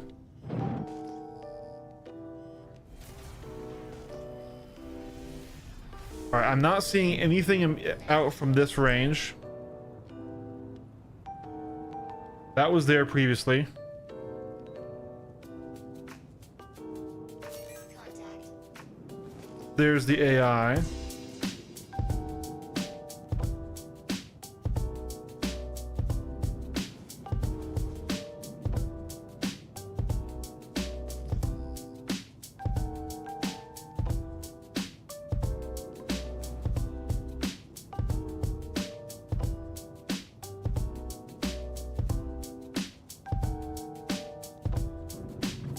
All right, and now we're gonna want to get low. There's a ship flying. Right now, the ship flying. The Sulin? There's a Sulan flying right there. Now we saw a Sulan landed before.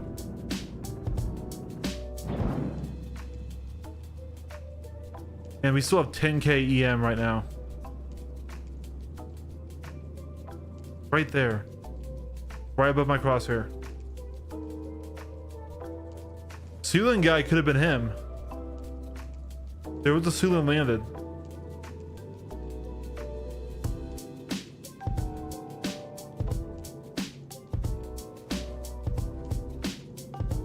What's your name? Nitro Dubs. Going to nav mode. Okay. He, in theory, can see me right now, but he's in nav mode.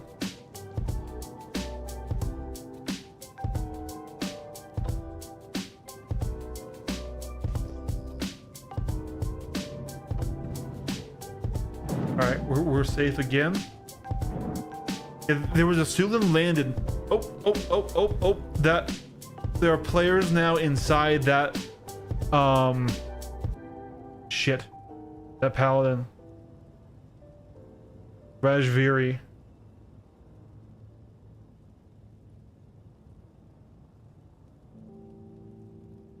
So both that Sulan and that paladin had people in the turret. He's in the turret.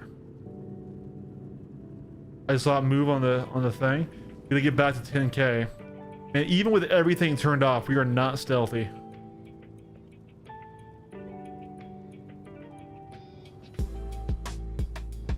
All right. So he is moving a little bit. He's taking off now.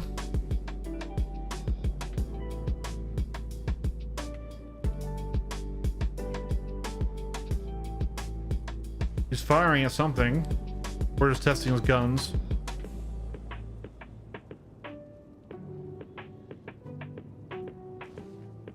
I'm inside strafe. He shouldn't be able to see us unless they ping.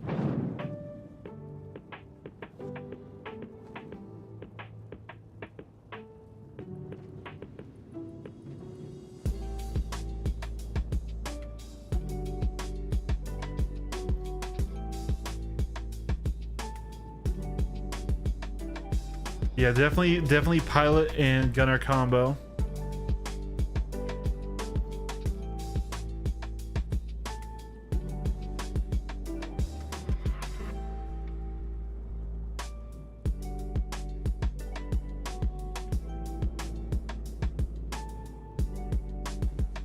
Okay, he's nosing up.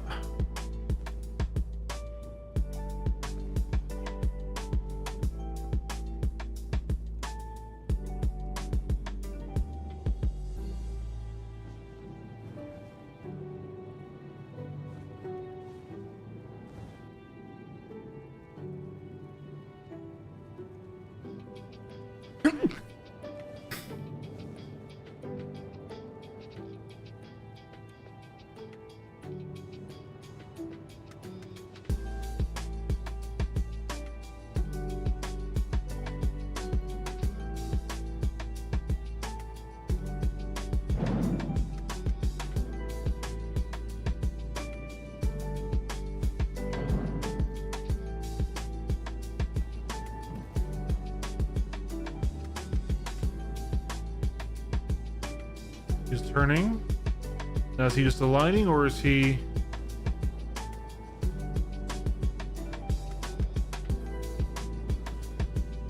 There's the jump.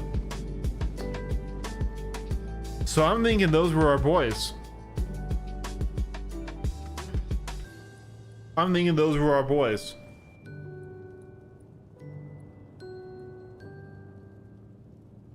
This is risky, but I'm going to just land, I think.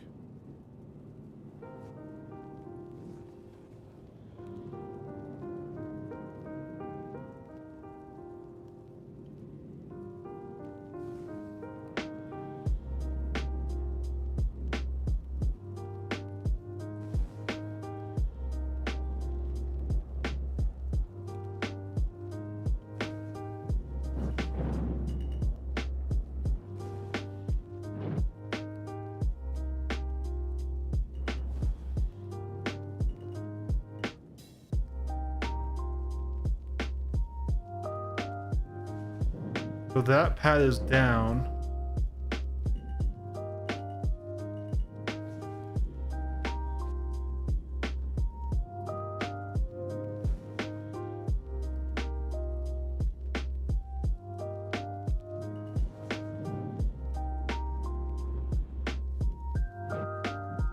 That pad is up with things on it, and that's where we landed and got tapped before.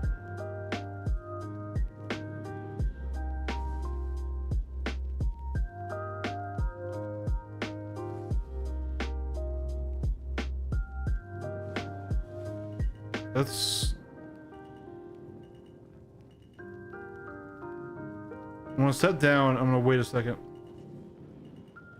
In the seat here.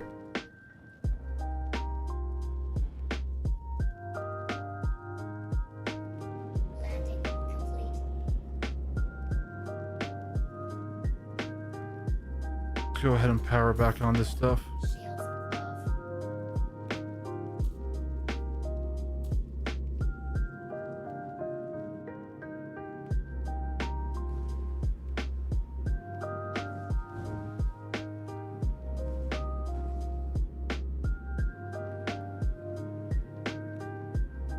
I don't see anything immediately violent. Lots of carbon here though from something else that failed. Probably the same delivery mission. That'll be a decent angle.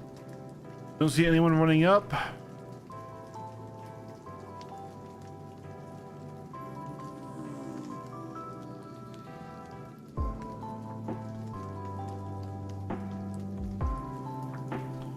Sensors seem clear.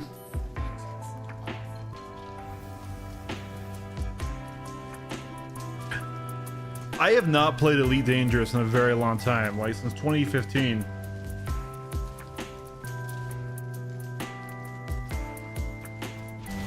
I should give it a try again. I don't know. Once you get too invested in SC though, it's really hard to leave her. She's an abusive mistress, but goddamn does she still have no genuine competition.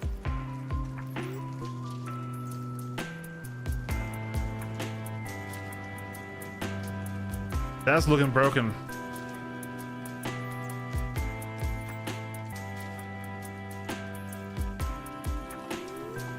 Shoot.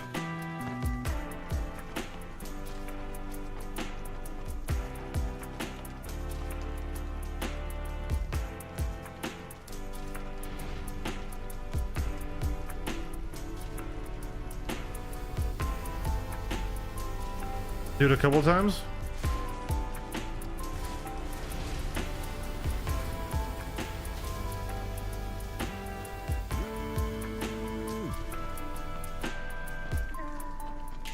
We're gonna be in time for a nice Monarch sunrise though, as we're doing our delivery work here. So escape.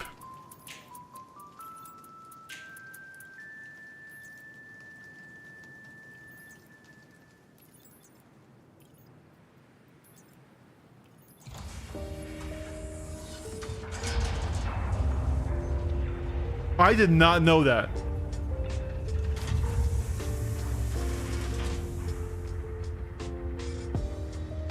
Good fucking shout. Good fucking shout, Sil. That's freaking awesome right there. That's freaking awesome.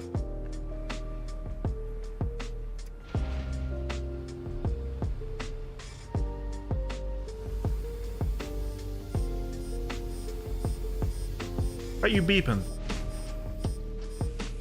Why are you beeping, engineering terminal? Come on. We're fine. All right. Right as the sun rises, let's go ahead and power on, get in our remote turret here, which for some reason has head tracking, which is really confusing.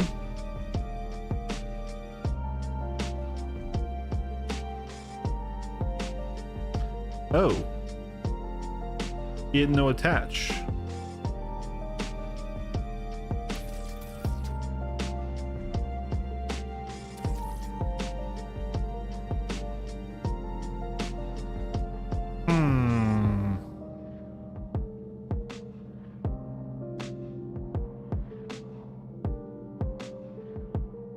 That's weird.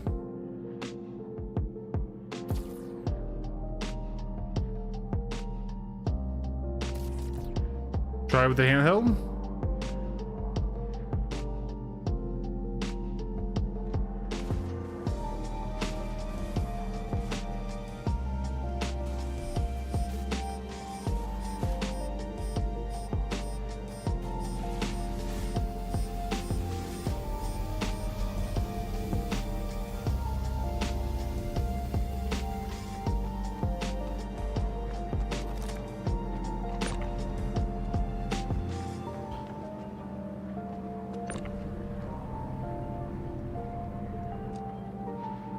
Well, we still might be going to a different elevator.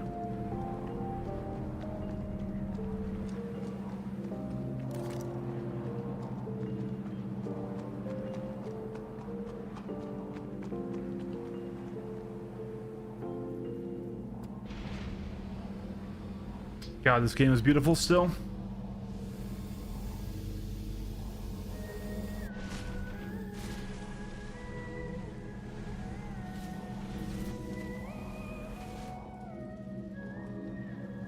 Nah, it's not worth it. We're going to do a different one, so I appreciate the troubleshooting, and if we absolutely need to, we can come back and do that. But until then, Launch complete. I'm just it's worth it to me to fly to the other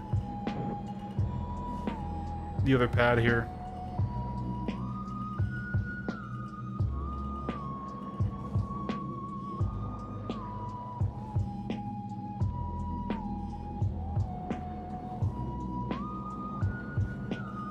Landing complete.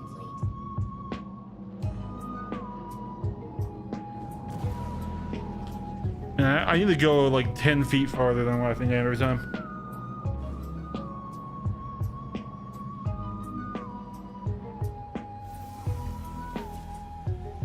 It really does. Pyro has the best vibe.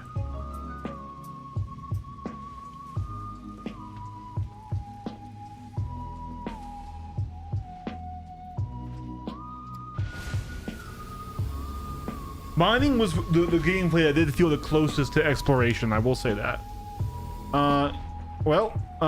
Hey guys. I got your carbon delivery. Be chill. Be chill. We're gonna... Should I rip these off the pad or should I just send them down? Should probably just rip them off. I've got no reason to have them.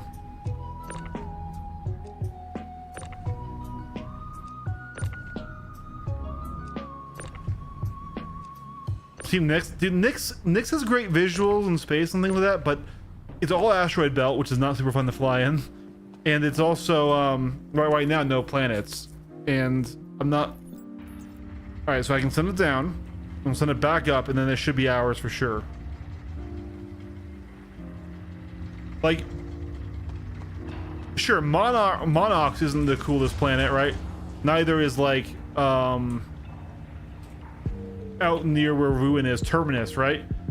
But there are some beautiful planets in Pyro. Pyro 4 is awesome. That has all those sort of ready sandy iron, like sandbars, and then oceans all over it with plants and animals. There's the blue gas giant.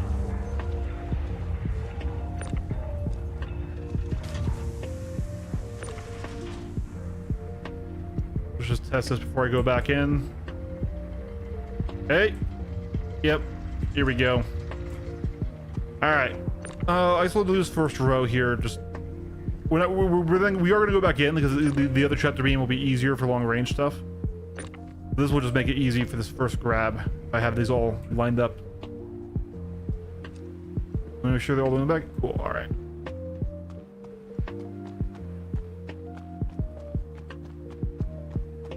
Yeah, I just like Let's Keys lag so much, and I like the Metro games. I see what you're saying with it. I do like the space stations more than the Pyro space stations. Pyro space stations are kind of buns, especially because like they're all the same kind of bad. Like Entropy wouldn't create the same exact space stations everywhere.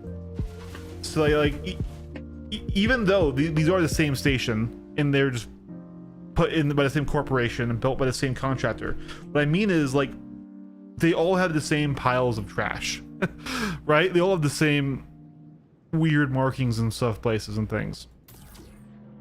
And like I just feel like the chaos that created them would be more random than what we got.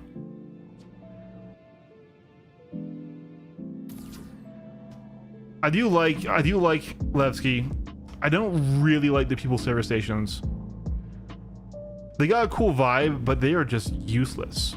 Like they're a place to respawn, rearm, refuel, but their shops are terrible. I had a lot of org mates go and pick that as their spawn locations for this patch, and I couldn't do it because like, yo, I like to have like a good, like I went New Babbage so I could get, you know, deadbolts and shredders and other stuff right out the gate right away. Okay, so I can't go 3 high. Okay, this is gonna take multiple trips down. I think we got quite a bit of cargo here. See, okay, samey stations to me make sense in Stanton, right? Because in Stanton, that's what they are. They are gas stations. They're food chains, right? They are the same thing built by the same company in the same places. They're prefabbed, right? But Pyro, the raw shell is the exact same thing where it's prefabbed, right? But I felt like just the chaos of it being, you know, ran by, why can't I? Wow, okay. This is a small ass fucking elevator right here. But the chaos that makes the Pyro stations shouldn't create the exact same looking stations, right? They should, on the insides, be, in my opinion, very visually different.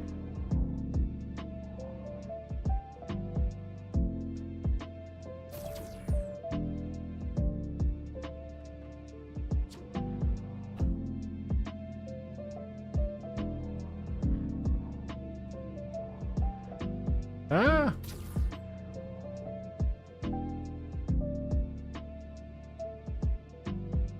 I really hate that my head tracking is actually working on this because it makes it so I can't like look at the chat and stuff while doing this work.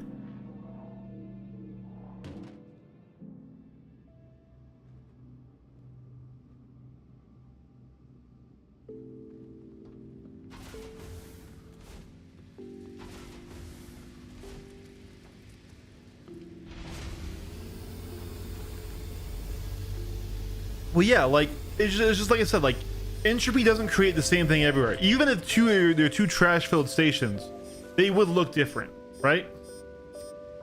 I know it's a video game. I know they have assets and they need to build and reuse those assets, right? But like, even if they just changed the lighting color, so one station has a warm lighting, one station has a cold lighting, one has like blues and greens, one has reds and oranges, that would do a lot to change it up, right? Some have graffiti, some have like sculpture art.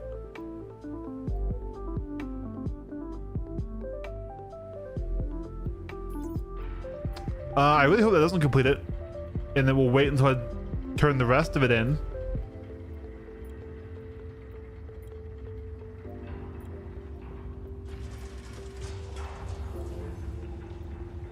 Please don't give me a partial complete.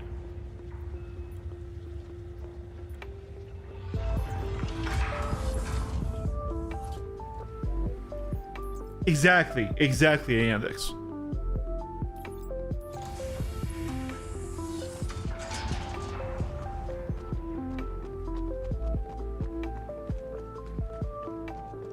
But see, these locations, I know they also are pretty samey and they are repeated a lot, but this doesn't feel like it's the same everywhere, right?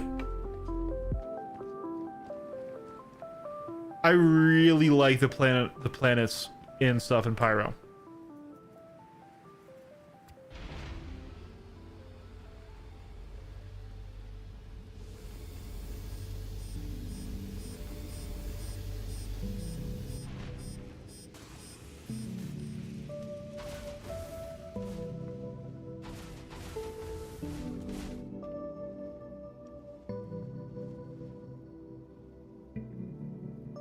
Well, also the geography gives it a lot of character, right?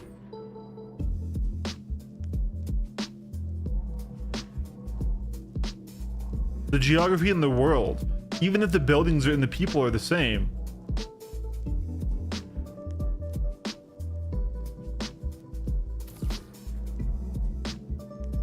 Yeah.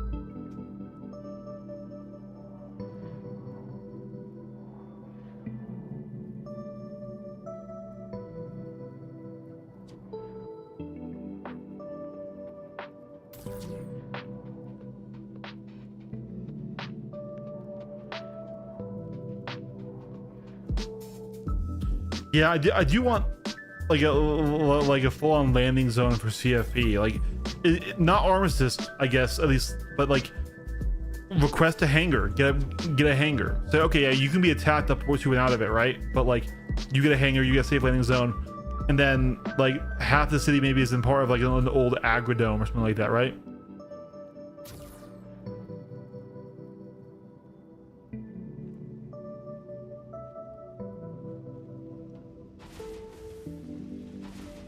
Because CFP right now, like, they have the best trading stuff, that's for sure. But so many of the things push you towards headhunters too.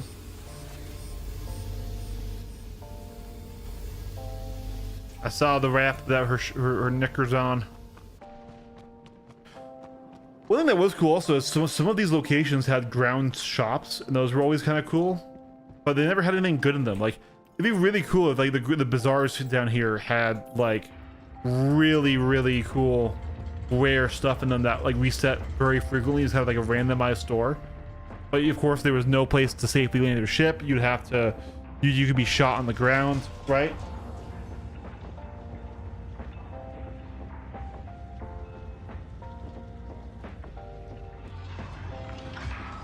Are you bricked?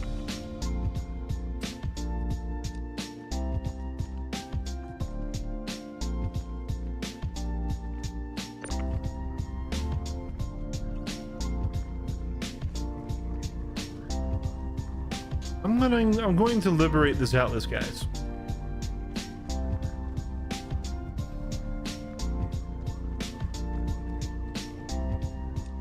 I don't think I have a use for the Atlas.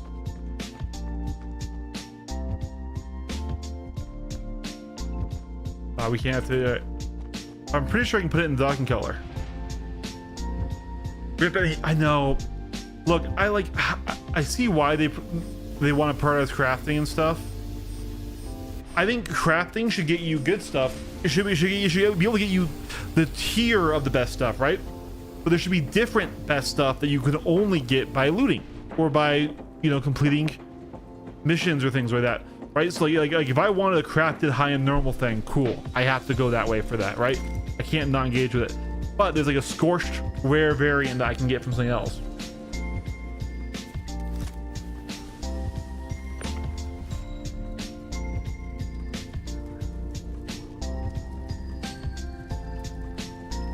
Oh, it does not like this. Oh man, I really thought I could fit this in here. So they can go in the grid? I don't know if it can, because you can't manipulate it.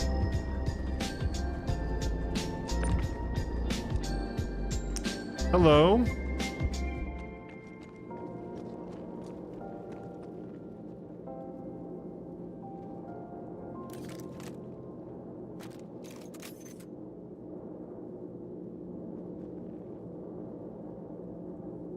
You're just picking up your own cargo. I want us to be chill. I want us to be chill. Now, see, if this was still full loot, I probably would have shot him, right? Right now, I just want to get back to my ship. No gun, please. No gun, please. All right. I think you show. He could have griefed me by shooting at my ship while I wasn't in it. So I'm just going to take off and let him be. Also, just because the Cutlass does just kind of... If he has the right weapons, he will absolutely wreck our shit. Let's give him some space.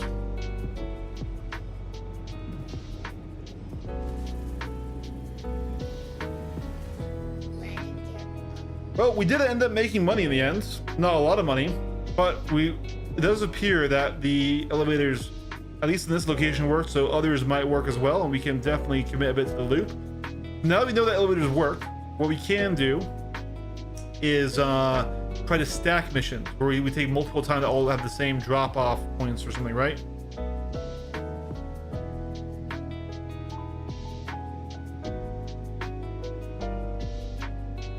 Exactly, right? Now, I do think it will become more Pirate Land, though, as the game develops, as we get more star systems. Because eventually, the only way to get from Stanton to Nyx or to Castra is going to be through Pyro.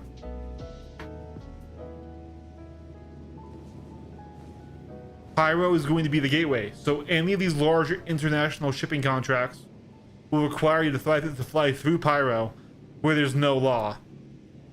So there's definitely going to be a lot of interdiction happening in Pyro when that's the case, right?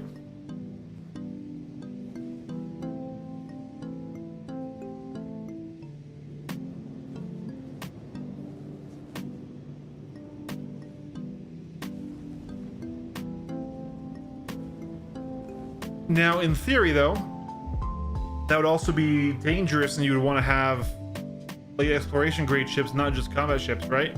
Or like carriers or things that can withstand all the solar stuff that Pyro, I hope, still gets. I'm still pretty bummed we haven't gotten any yet. Like, Pyro is gorgeous and stuff, but I want more content here. I really want more things driving people here, and I want more things like more threats here. Like the Carrack could be really useful if like its blast shields and stuff helped it resist the Pyro star explosion, and so it could kind of be a little rescue vehicle for people who get stuck out there because they got hit by the star explosion. Here we go. Stellar hauling.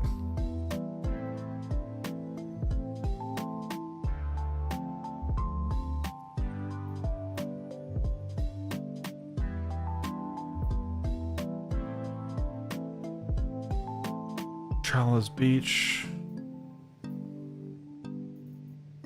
Yeah, I'm not sure. I don't think that's what we wanted. We wanted... Yeah, the planetary ones are decent.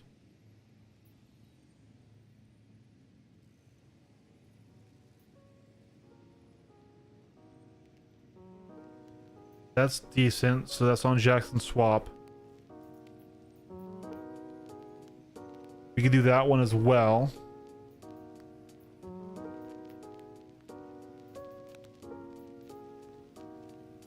Is that worth it, or should we just do one of the big interstellar ones?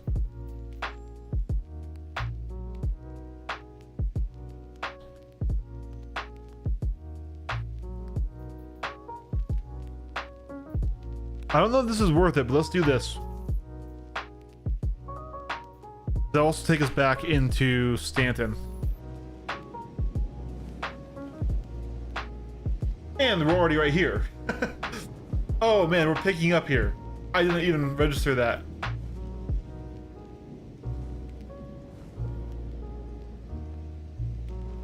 Especially if they re-extend the distances out. Like, I know a lot of people don't want the distances to get longer in this game, and I see why. I do. But if they make travel more interesting with the new quantum system, with quantum boosting and things, if there's higher risk of interdiction or other things to, you know, kind of screw you up and stuff like that. Shields off.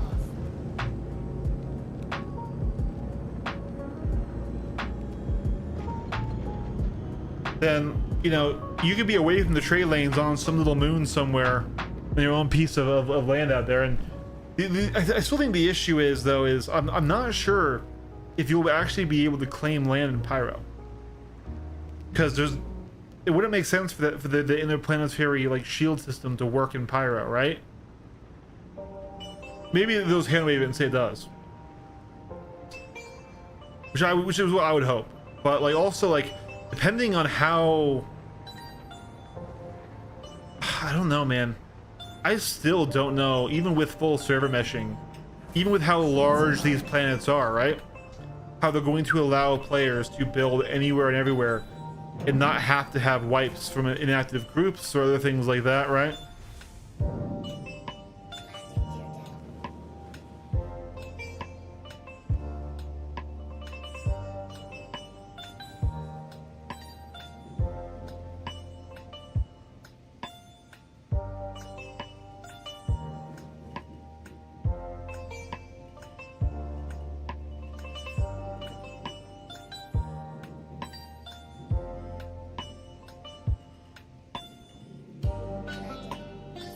Landing is still my favorite thing to do in this game. Not in general, but man, when you get a good landing, especially with the stick setup, it's nice. The favorite thing to do in doing this ship is getting a nice smooth landing. I would like flight though to be a lot harder with a fully loaded cargo ship. Like cargo, I'm okay with it being a chill loop aside from like the piracy or when you get attacked, things like that, right?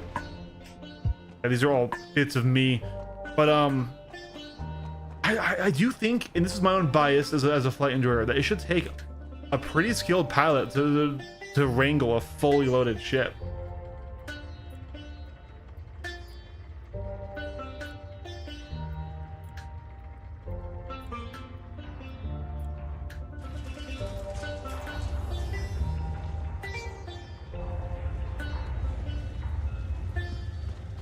I don't see that I don't see that Cuddy, so I think he finished his business. They.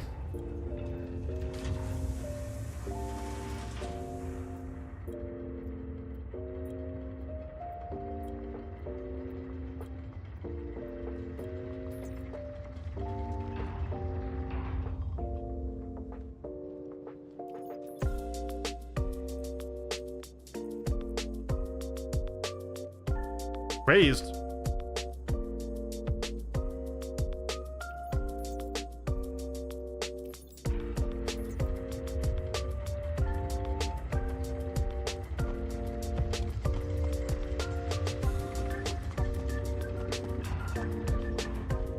Oh, there's a shop here.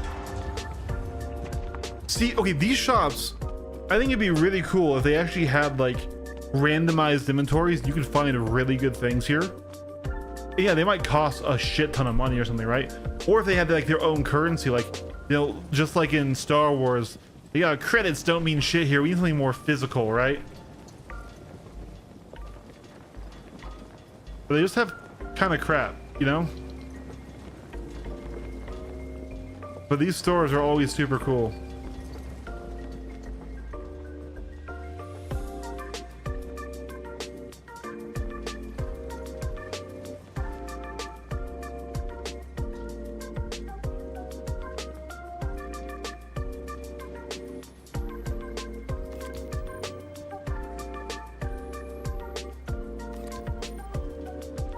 I could in theory put those on the front of my ship, right?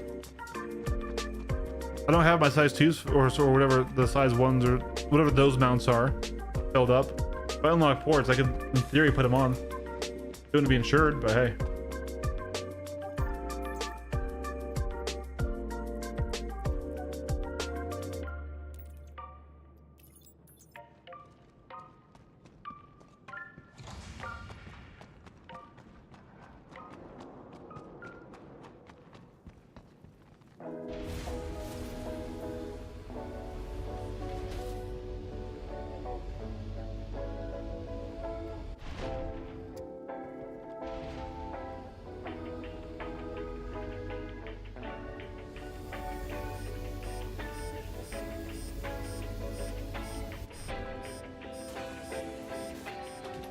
I will say, like, it's a cool sense of progression to go, you know, started out in the Aurora, then got my fighter. Now I have this larger ship with an interior and stuff. Like, I am genuinely enjoying the Zero to Hero. And, like, even though this isn't my usual gameplay and stuff, like, I'm really not hating it. Where the fuck?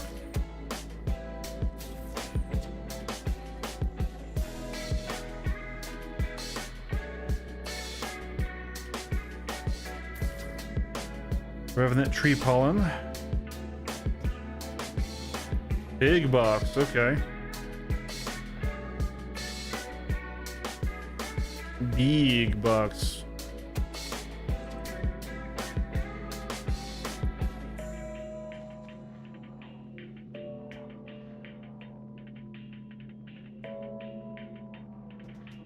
Kinda do hate the tractor turret controls though. I thought we had enough space here. I think we do. It's just tighter than I thought it would be.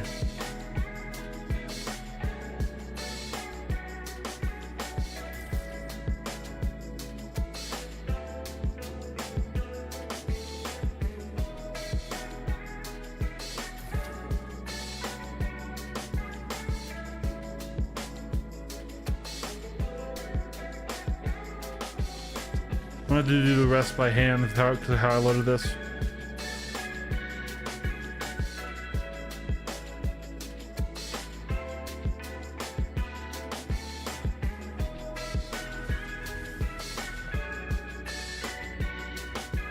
All right.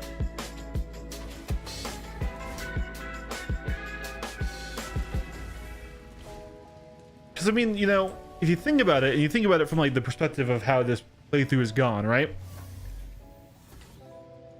Like this could also literally, like, just genuinely be a house, right? We have a living quarters in there, and arguably the Aurora had that too, but this is like, you know, a little bit different, right? That's a pretty nice little hab unit. It's still, you know, a studio apartment from hell on a planet, but on a spaceship where you can take anywhere, right? I still think the MSR had like the best flying home feeling.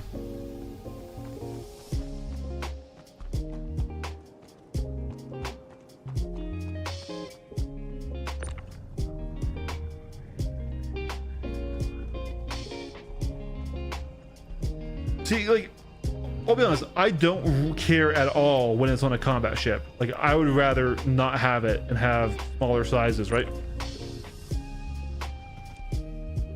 Yeah, there we go. We just put 2 more guns in the same. They aren't good. The Yellow Jackets are genuinely oh my god. The Yellow Jackets are genuinely awful. But hey, we have some ballistics now, and in theory, if the M3 cannons hit, you know, we could strip armor, and then eventually they will apply damage. Anything that those could hurt though, like relatively quickly, we're not hitting because that means it's a tiny ship.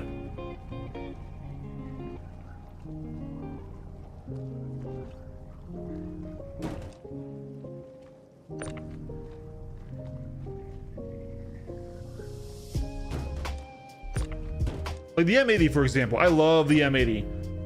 I don't care that a lot of people think its interior sucks. The fact that it has interior at all in a ship of its size, but as good as that ship is, and like for what I'm going to be using an interior for, on that ship, which is going to be running Hathor and getting components to upgrade to outfit it, right? I don't care at all. Like, absolutely make that interior Spartan so I can put things in there and stuff. You know, the interiors on the like the Redeemer and stuff, also just do not care about. And I'm okay if they're rough. The Vanguard, right? Heck, even the MX. The MX, I would want them to just fully remove the interior and have a smaller ship. All right, here we go. We have our cargo. We have our newly obtained guns, and now we have a nice long flight to drop off this stuff in a few different places. At the end of it, though, we're making $500,000, which isn't super good dollar per time, but hey.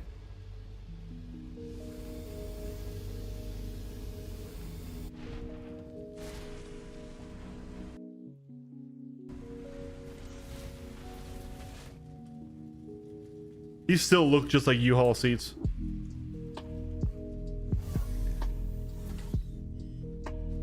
All right. Engines on. I kind of want to get now a button box. I never used the buttons on the bottom of that, but if I could like mount a button box right here, I could have like a flick for that. That would be kind of cool. Game almost crashed right there.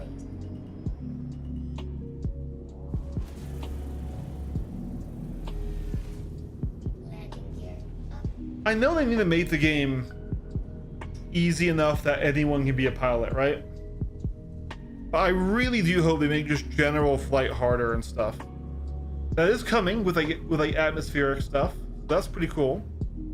But like, like if they lean into that a bit to where even just the act of, you know, getting a heavy loaded up cargo ship in the orbit, or dealing with winds in a storm or things like that, right? Sort of like Microsoft Flight Sim, where that could be the game, right?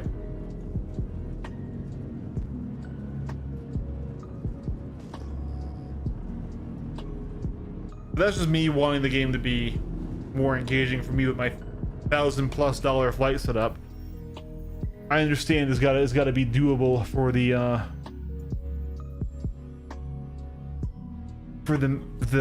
people who are casual. I get that. I would like there to be some reward. Like maybe you could overload the cargo capacity of a ship, right? Like, okay, you have your grid, right? But if you like, you can in theory use like lashes or some other object, some consumable object, and like I could like, you know, run the cargo another layer lower. But now I'm stressing my engines, I'm stressing everything out. The weight balance is a risk, and if I spin too hard or I throw it too hard, I was breaking those off and losing cargo or something, right? Quantum travel engaged.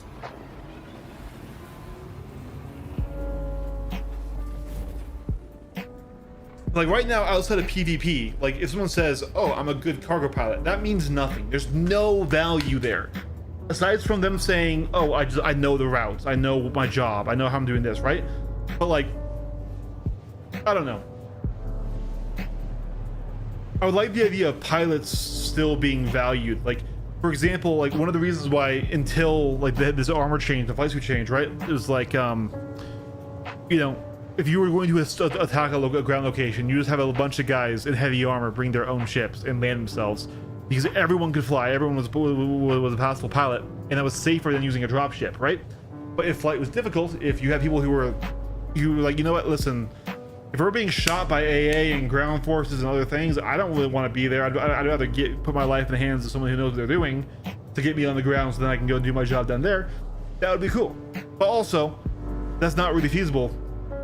People say like, okay, yeah, have like flight assist or other things, autopilots, right? But still, like, especially because we're heavily loaded on one side and not on the other. Like, it'd be cool if that had some effect to it. You could argue that the titanium is heavier than the tree pollen I'm carrying, so maybe it is a balanced load. But yeah, I still love the visual styling of the ship. I really fucking do, man. I don't know, man. Just the sleek sort of heavy, you know, thick front part of it. That's like where the living quarters are and all the avionics are and everything. And then just the Spartan, just, you know, exposed working structure in the back. I really like that. It kind of reminds me spiritually, like not in any way visually, but spiritually of like the Nebulon ships from Star Wars, I think is what they're called. And the Nebulon B frigates. These guys, where like you can just see a lot of exposed like stuff, right?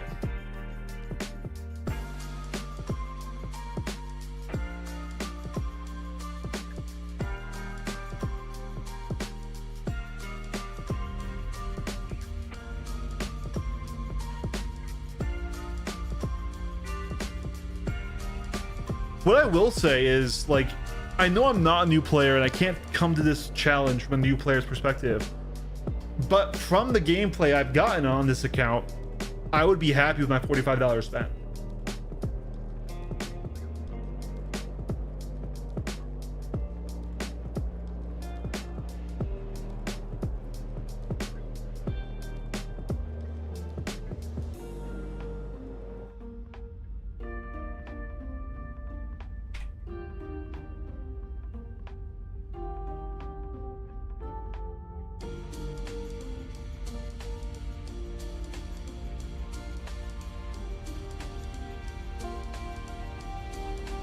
It also, like, the Argus styling, like the sort of like flying pill, exposed structure, armored up front, is also very Expanse vibey.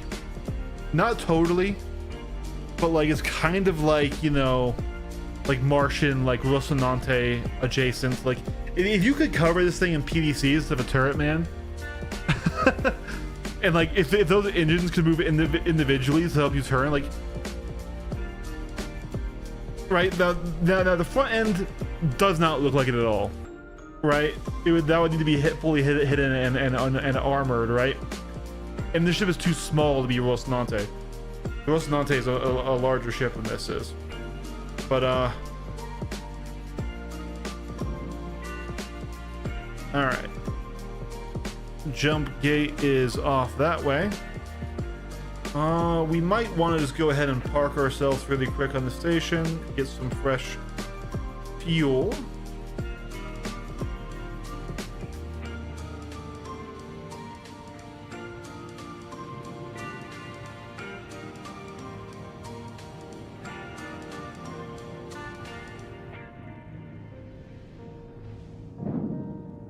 Landing gear down.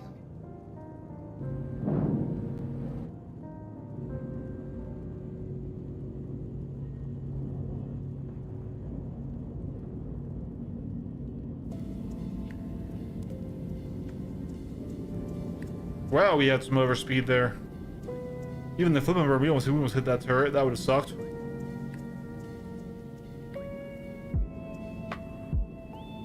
Man, even a boosted flip and burn. I guess we were in nav mode. We could have jumped out of nav mode. That would have probably been smarter, Eric.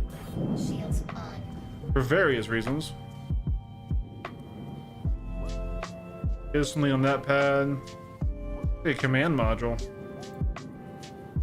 Well, fuck. Why the hell are you leaving a command module on the pad, my guy?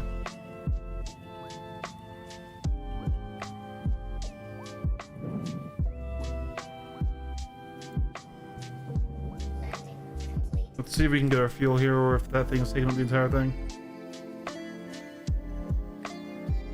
That's weird. This is welcome to Patch City. We're not in Patch City.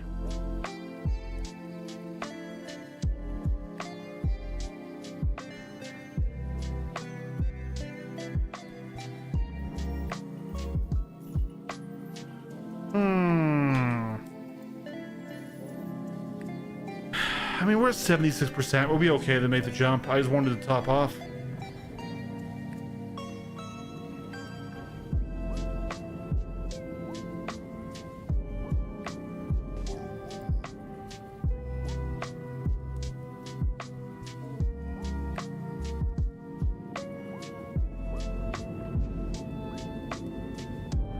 Shields above.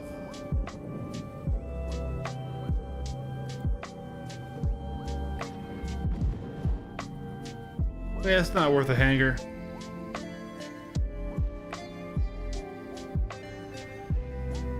Landing gear up. We'll just head back to good old Stanton.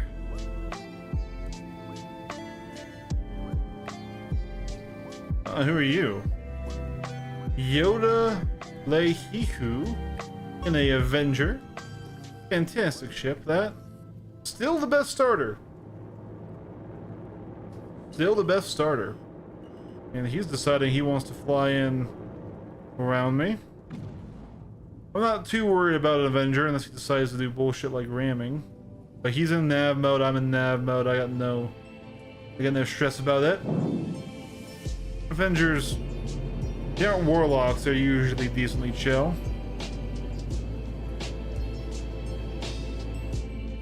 Another ship down there. That's like that's the command module.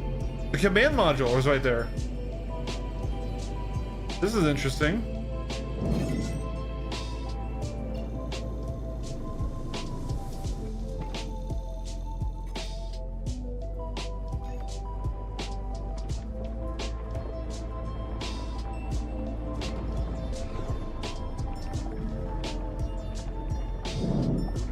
Avoid them being launched back at us here. You might be the first one in because of that. No, all right, he's in, we're in, all right. Away we go.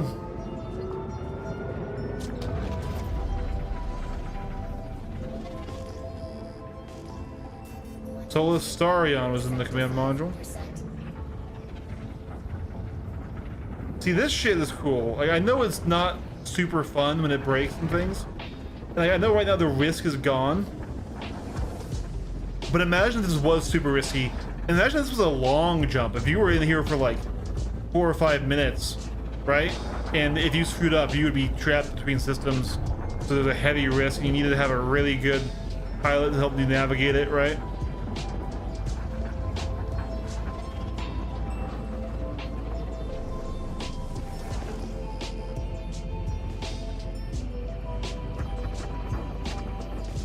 Especially because like part of this does give me like navigating the warp vibes. I know it's not close to the Empyrean at all, but I don't know, just flying through this tunnel. It's cool that you can see the other ship ahead of you too. They did a good job artistically of these jump gates.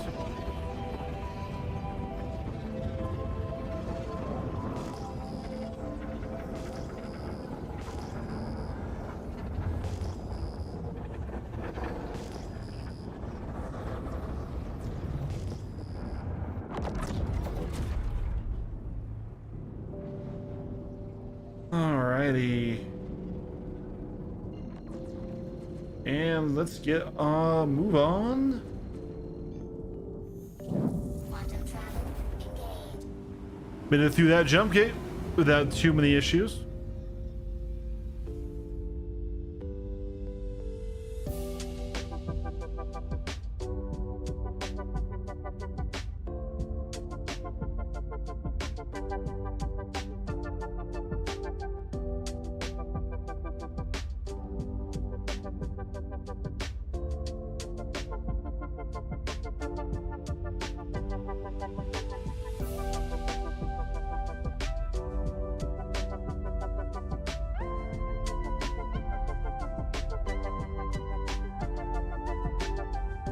Yeah.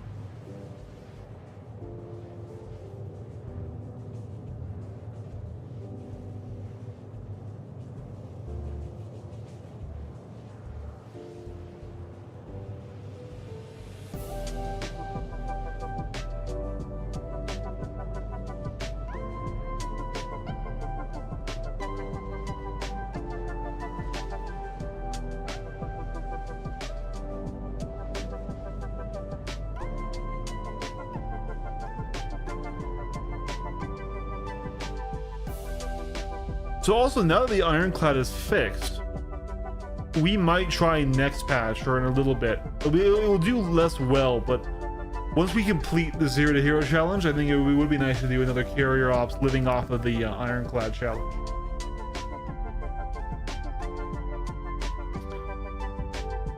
Especially because while crafting for a rifle last time wasn't very fun, maybe if we could grind up and earn nice ship components to craft and to max out, that could be worth it. It also could not be, because crafted stuff doesn't keep their stuff across patches right now.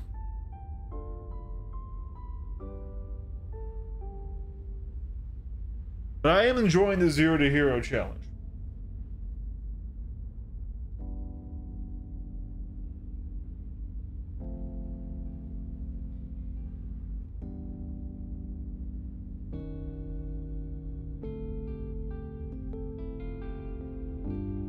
No, as far as I know, nothing crafted has survived the major patches. The hotfixes, the point ones, yes.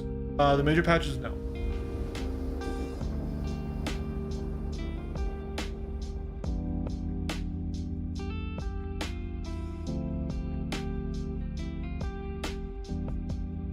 Not saying point ones are hotfixes, but like, yeah, like.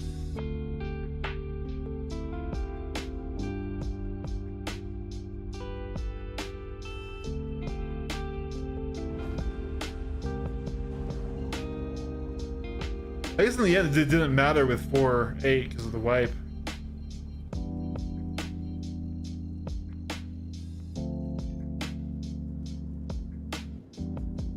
I do hope we don't get another wipe so soon. We probably will though, just because of the economy exploit, which is kind of why I need to finish this challenge quickly, right?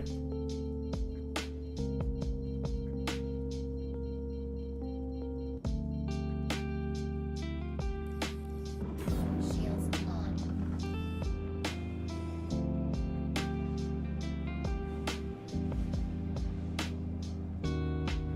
gear down.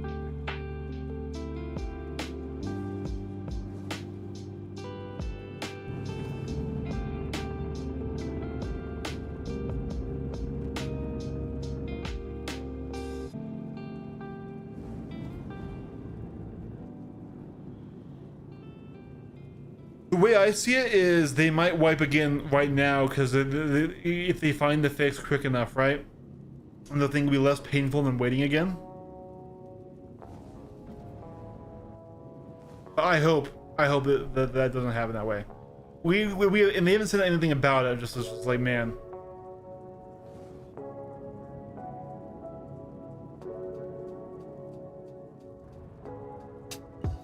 See, these types of landings are so fun. I would like that weight to really matter some more.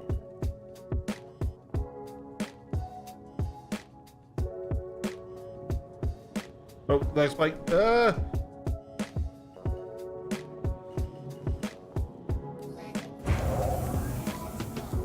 Okay, we definitely need to get some fresh fuel here. Here we go. Will that pop up? Now, what are we dropping off here? We're at crew, like L5 or something.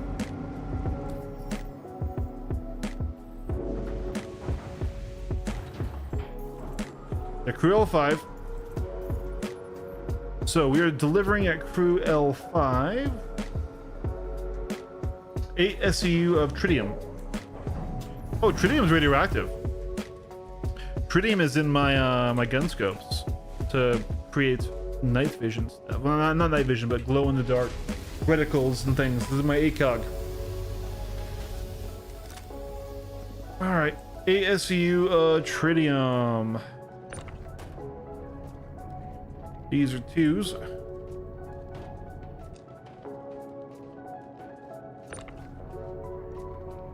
I need 4 of these guys.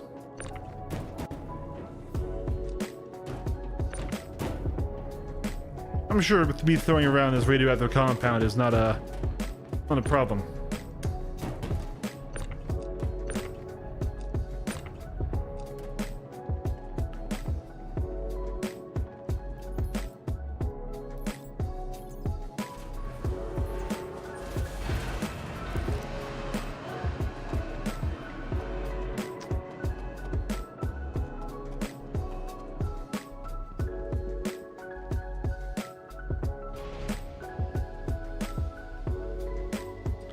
Yeah, it'd be cool if you would like need like a ship like this would be like a good thing to move that in because it's entirely removed from the living quarters, right?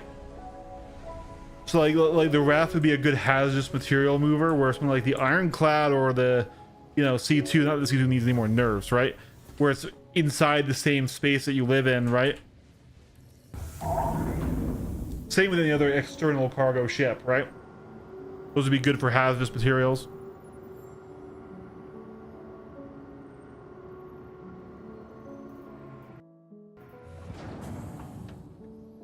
All right. Oh, wait, we also have Revenant Tree Pollen. 48. Is that that's what that was, right? 48? Good thing I checked that. Yeah, 48.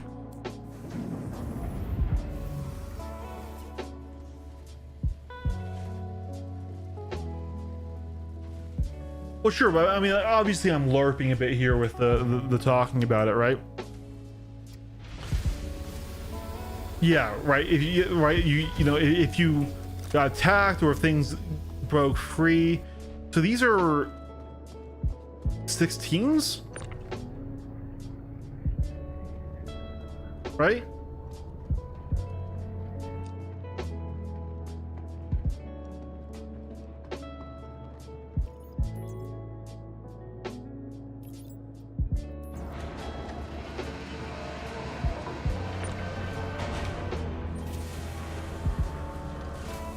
So we need 3 of these. They're 16s.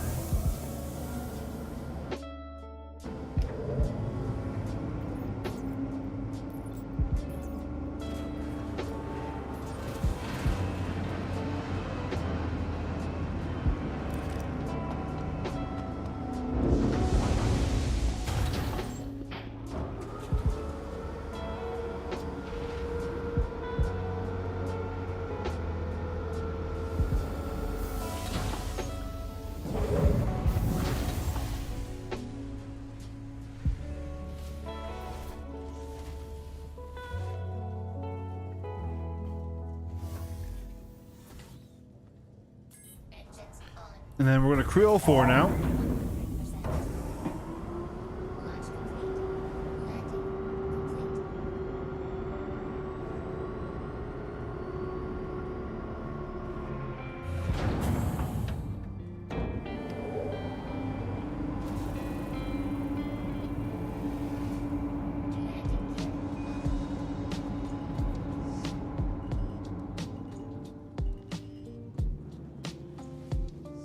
Landing gear on. Shields off.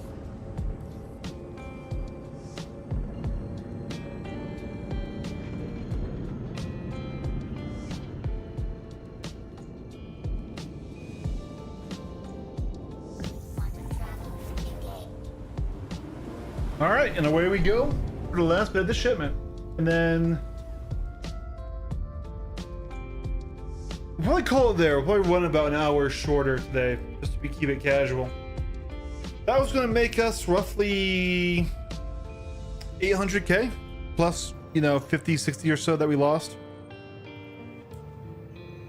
So close to 2 million. I wonder if it would be worth it to start running commodity at some point, but especially with how broken freight elevators and things are, I don't know. I feel like commodity is really risky right now. Because I can waste a lot of time on broken missions, but I also am risking quite a bit of my own money if I do commodity and then stuff doesn't work. I'll be honest, I know I repaired, but I almost don't want to send the ship down a hangar somewhere. I want to keep this battle damage. I want this ship to get salty. So we might go bedlog somewhere. It's risky seeing how we absolutely were short a lot earlier this week.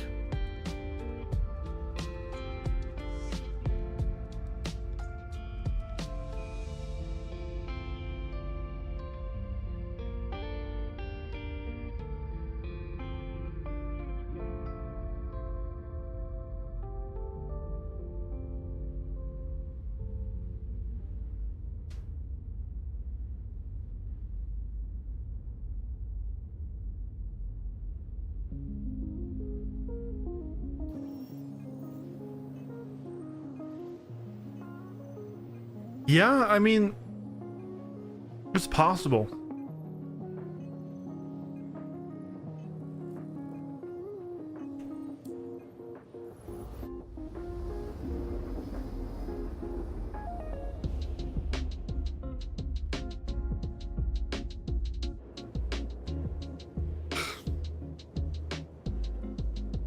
So because we need like 30 some million, and I can absolutely make that trading, but it's going to be grinding, especially if we're only getting, you know, 500k a mission, right? So if I can figure out a way to stack 2 of these missions to where we make, you know, about $1 million an hour or so, that's still an improvement over the rearming and stuff of the Merc missions.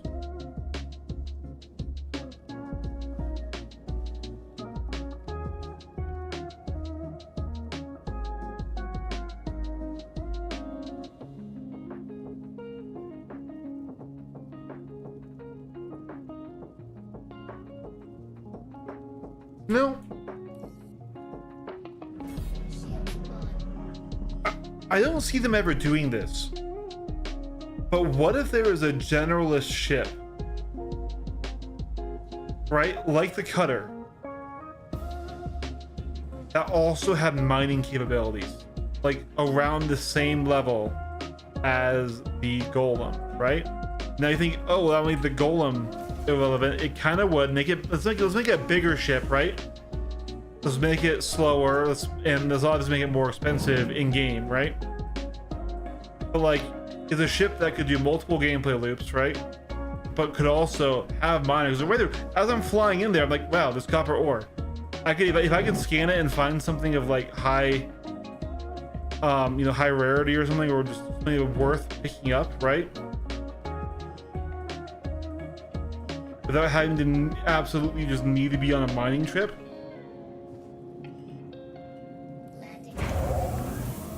Could be fun, right? Because I still kind of dislike how crafting is right now purely a mining loop.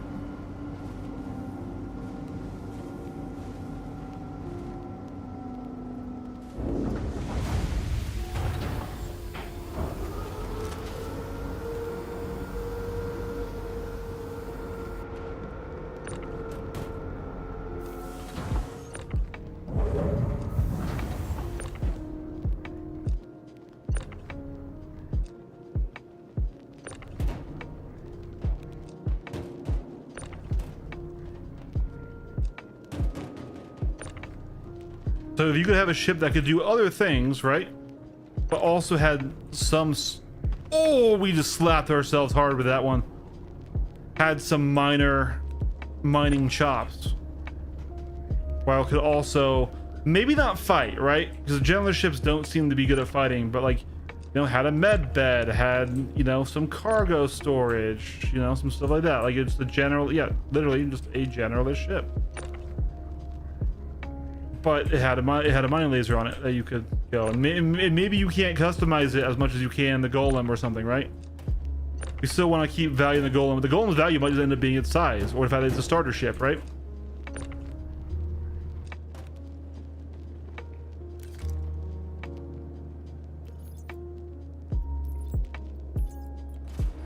Yeah, we just flew by some copper there. That, like, if this ship had also a secondary mining laser, I would have absolutely just gone and checked out.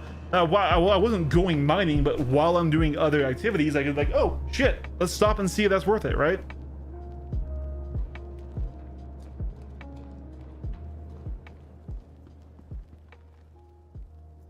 Yeah, absolutely. So like having the ability to do it right there while you're doing your other loops, maybe that'd be too good. Maybe they would have to be worse than the Golem or something, right? That's cool, Sky. I didn't know that was possible. I think last time I was looking at gems and crates, they had no rarity, right?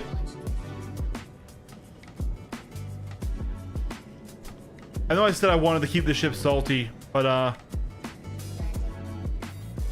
I think that's enough for today. And you know, there is value in stopping in these places.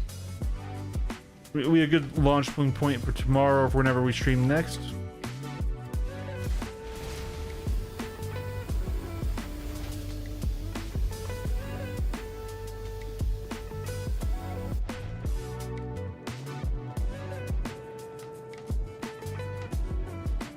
Well, she got us through. The reinforced armored freight transport lived up to her name, eating those boom tubes and getting us out of there alive.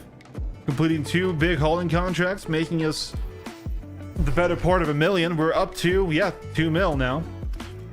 We need to do this, get the 2 mil 15 times. So definitely think there could be a way we could optimize, especially if we get more rep or stuff. I don't know. I genuinely don't know if it's ever going to be worth it for us to buy another ship, or that would just set us back, right? So some of this grinding will probably be done off stream as well, just to try and make it not totally worthless, but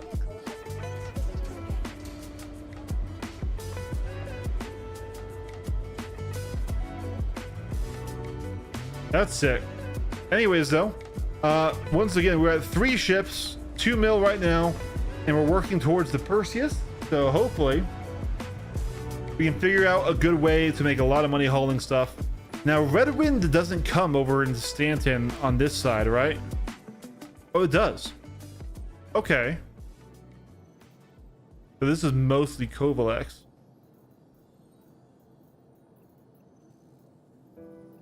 Ooh. This one right here is 700k. So this is what we were looking for. Honestly, this is the mission type we were looking for.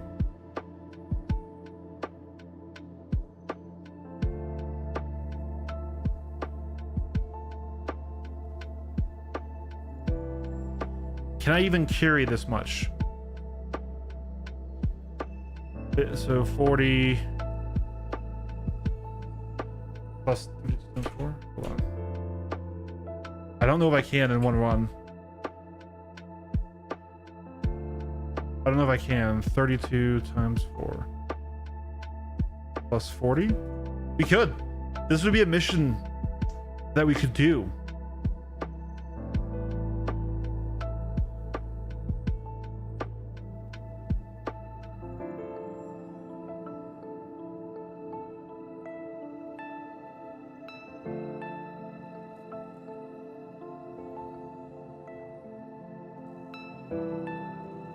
I was gonna get off.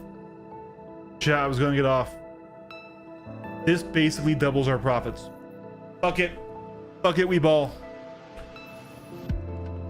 This doubles our profits. Alright, we're gonna bring the ship back up. I need to buy food and drink. What's 1 more hour, chat? What's 1 more hour? I was gonna end the stream early anyways. So we wouldn't have been live for 3 hours.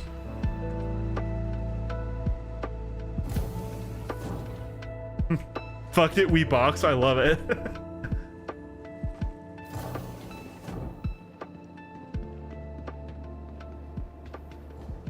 I require sustenance.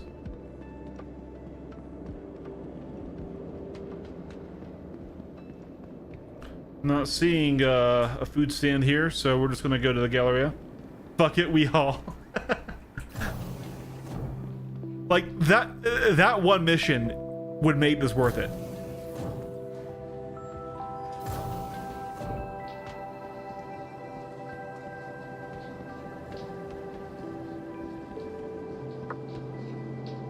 Of course, always finding your way around these things. Here we go, burrito bar.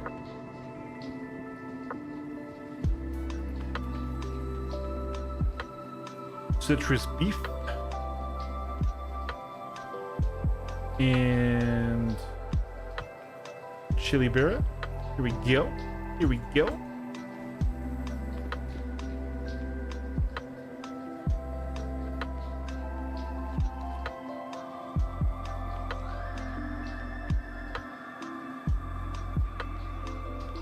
That's a good shout. That probably would have been faster. But also, we could have gotten another. We could have gotten another heavy tractor.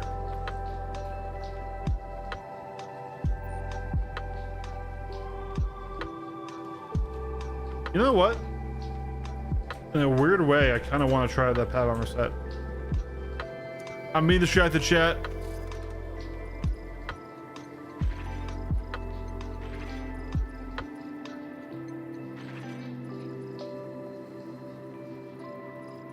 Do they have a flight helmet or anything?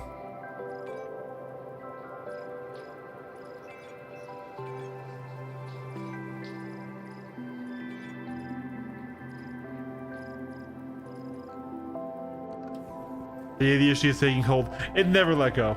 It never let go.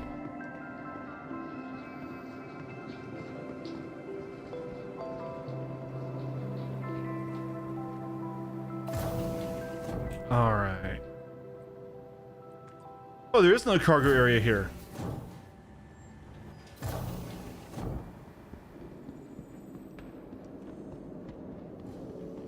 I mean, fashion isn't okay. Yeah, but this is PAB armor. It's not necessarily fashionable.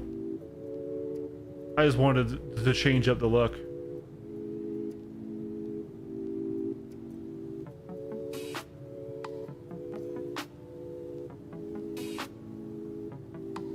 I think I might keep the True Def arms.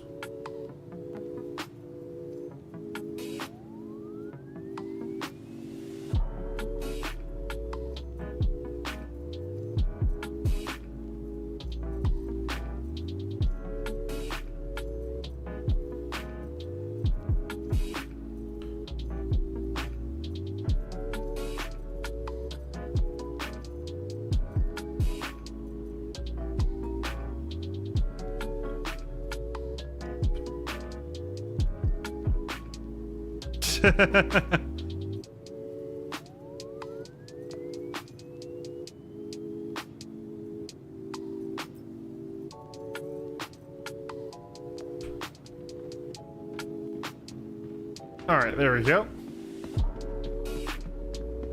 Just a little bit of a different vibe. Just a little bit of a different vibe. The True Def stuff was okay.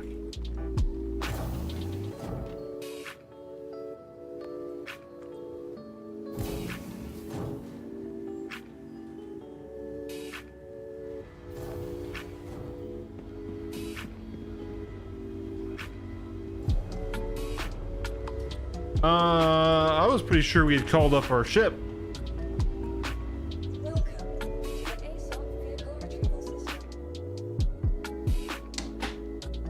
system. Yo, when can I sue these space stations for stealing my ships?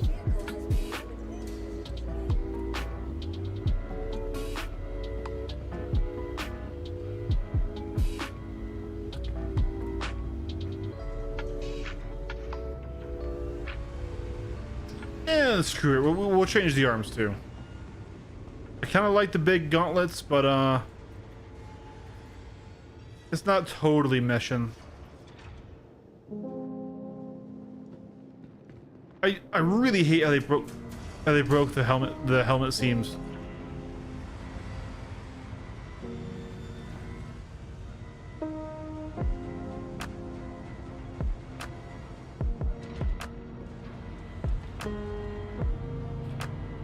All right. The stations are hungry. Yeet.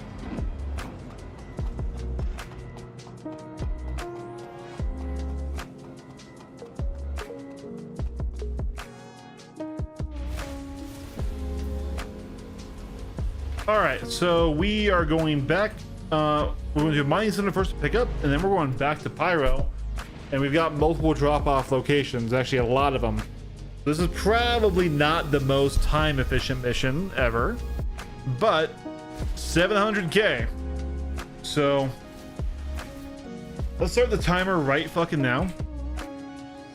So it's 11:21 for me, and we've been live for 3 hours and 1 minute. So if I can finish this before we hit the 4-hour mark, this was a worthwhile mission compared to what we would used to do in Merc work, right?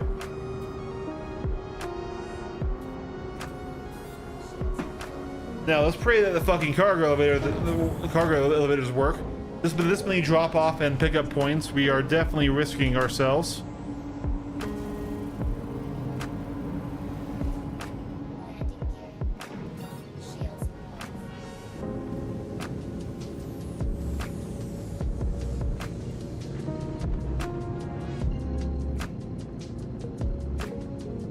Moon of Art Corp is where we're going.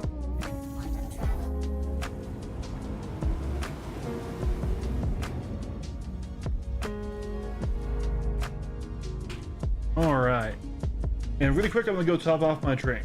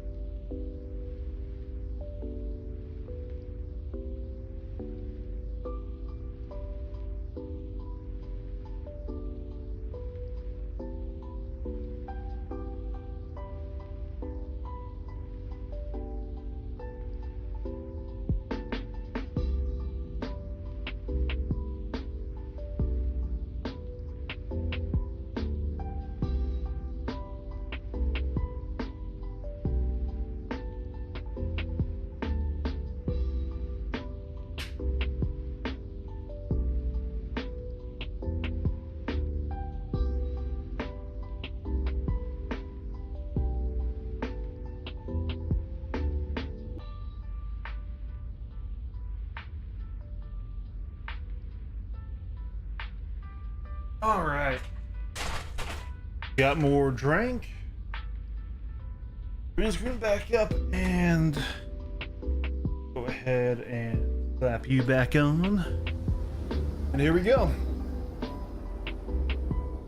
think we're on D-cell too is what I just heard.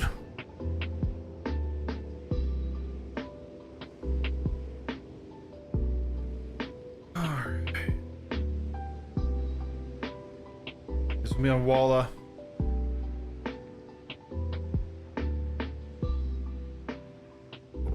Quantum travel complete.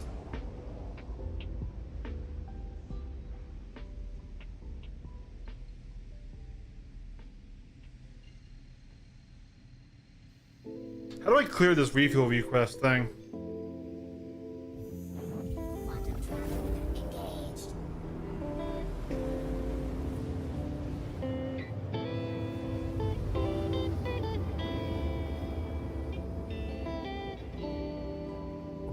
Quantum travel complete.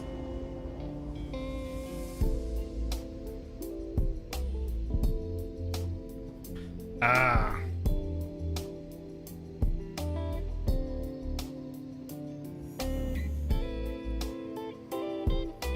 Quantum travel engaged.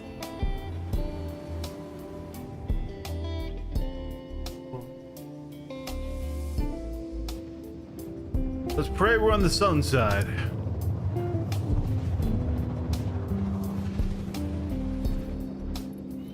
Heck yeah. It'll be fun.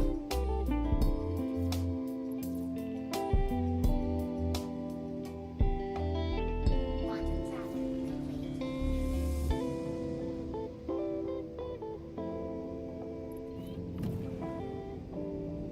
I have not been to Walla in quite some time.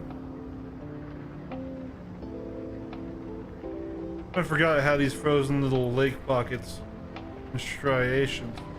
Shields on.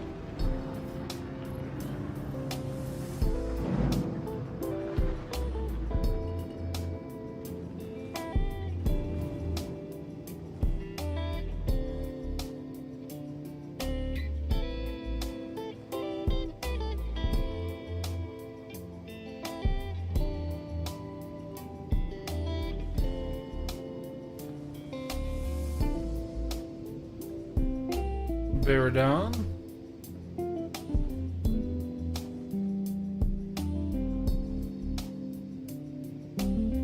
I'm seeing other ships over there.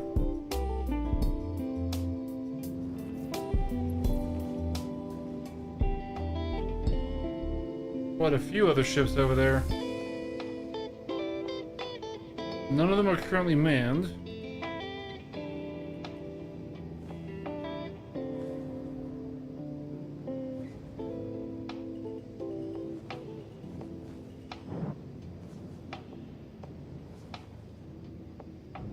It's not necessarily fast enough to be a super cool low flyer. It's so fun to just be low to the ground and see stuff, right?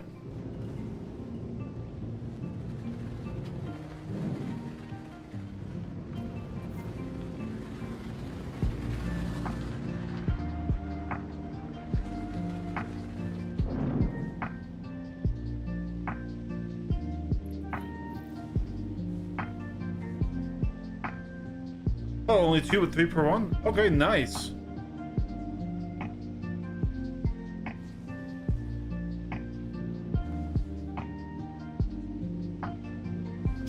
That makes this a very, very efficient mission. I love the little bits of teal around this place, man. Teal's a great color. Teal's my favorite color. Alright, landing gear is down. Let's go ahead and cut some speed. Who are you on the pad? Ooh. Wow, this is a busy fucking pad. Jesus Christ, guys. I feel like a salvager could make a lot.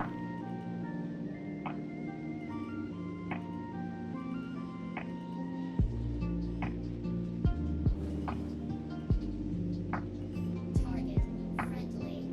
Landing.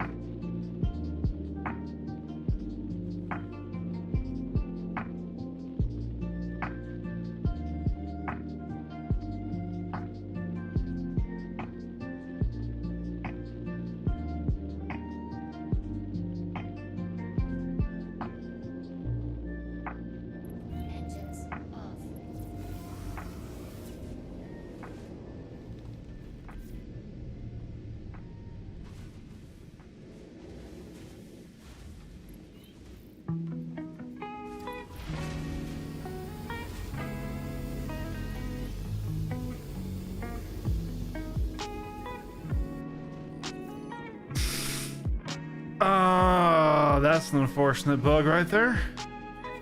I do not like what that's looking like. I really hope that doesn't start smashing up part of my engine here.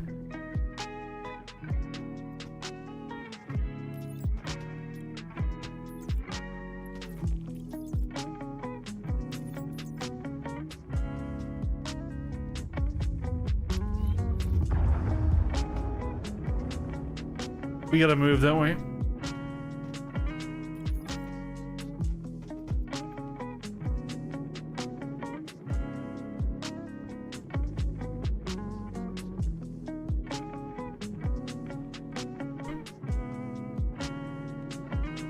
I saw a dude running around. For a second, I was scared he was going to take my ship.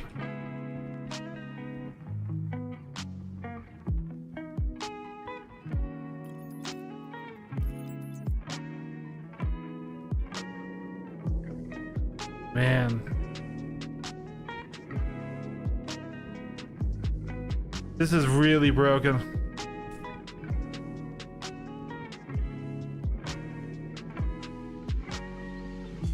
So is this his ship?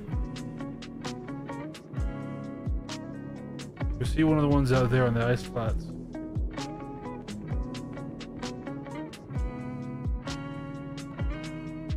If it's Brit, I don't think so. I also can't even I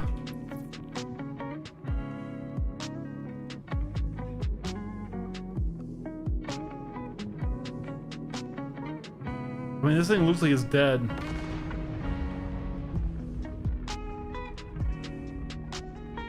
We're in armistice, so I'm not even sure if I can shoot open this door. Well, I don't have to do that one.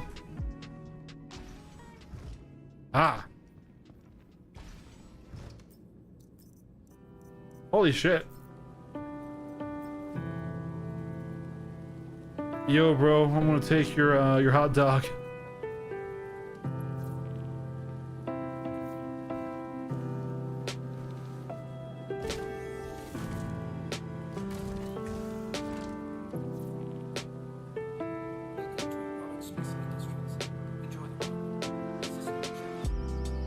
Nah, we're bricked, I think.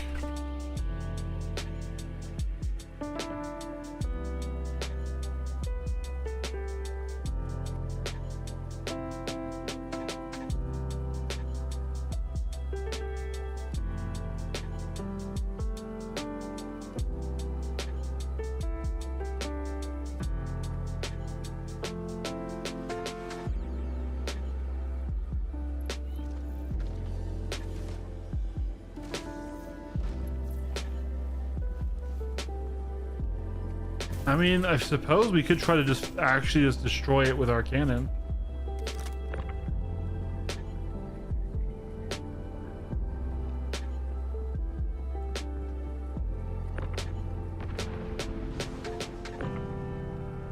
Yeah, this whole thing's broken though.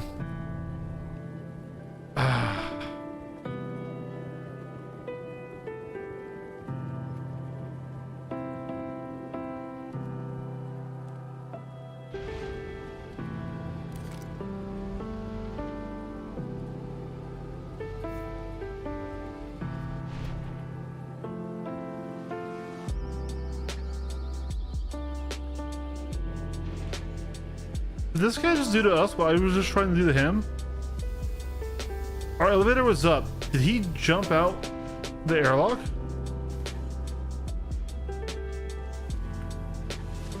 No, that's closed.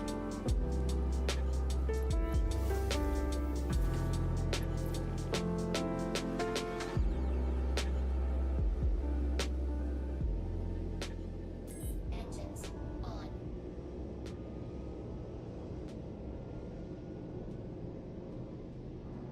Launch complete.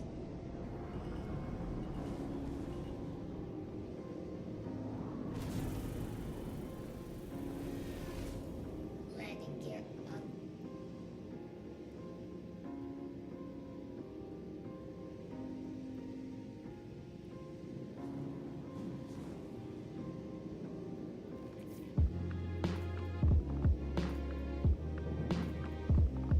So, oh, because we're in armistice, even if I shoot it, it won't even let me right now.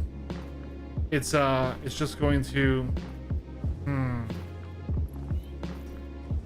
Okay, I'm gonna try something here. This is a risk.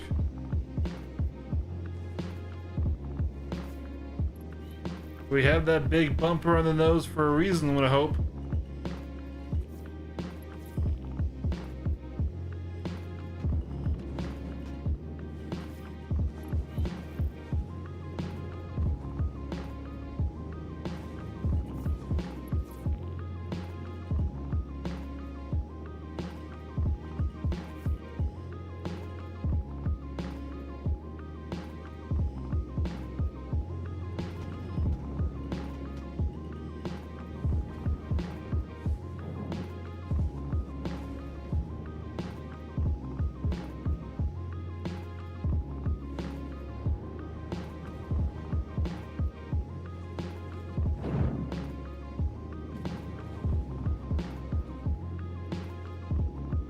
I think this is what was blocking the elevator, though. I mean, I think it has more problems than just that, but Target friendly.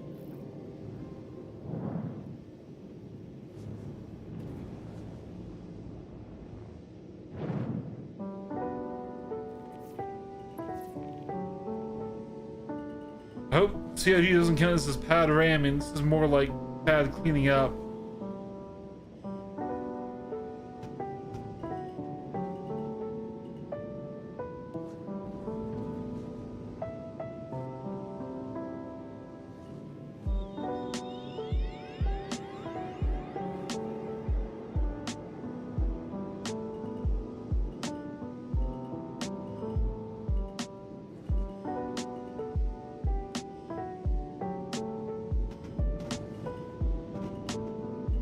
Come on, get off the fucking...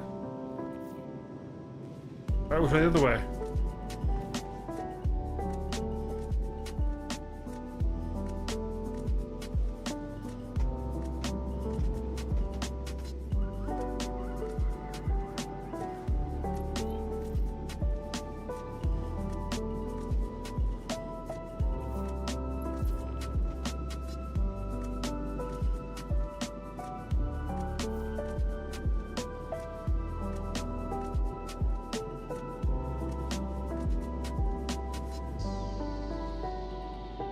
If I can get under this and lift up, maybe?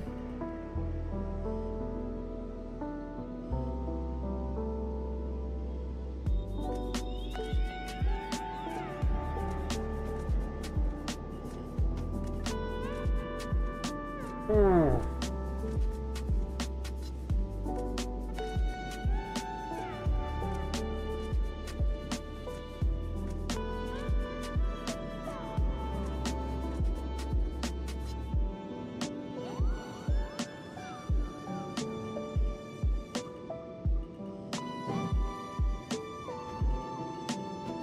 Target friendly.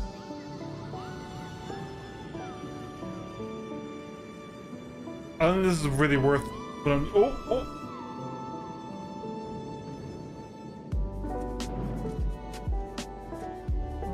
That is a mission success right there. Oh man, if it took that other piece with it, man. Alright, that's mission success right there. Alright. I really hope that player, wherever he was not on board that ship.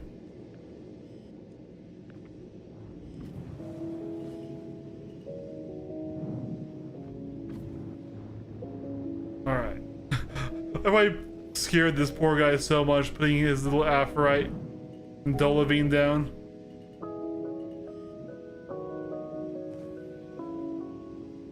Ah, Star Citizen.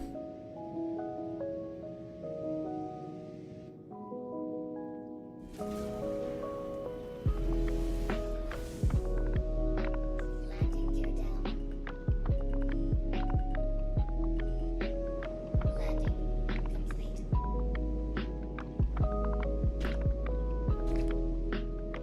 I love the realistic physics. Oh, yes. Very real.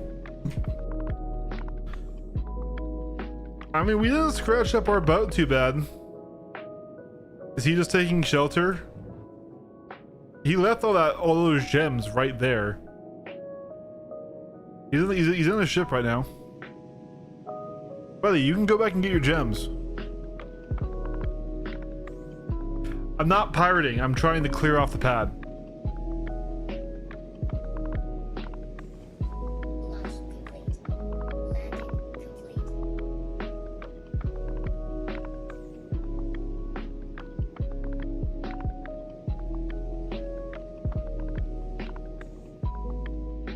Like, there's Aphorite and Dolivine there. I don't want to steal your ship, bud.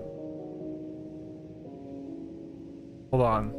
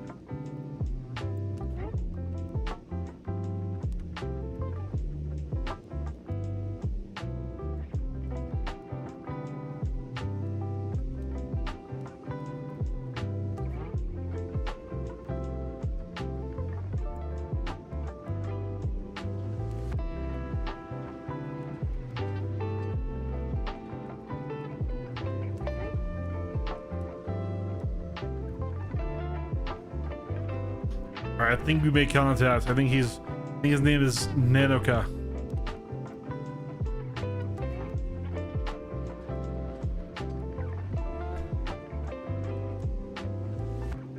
Maybe not.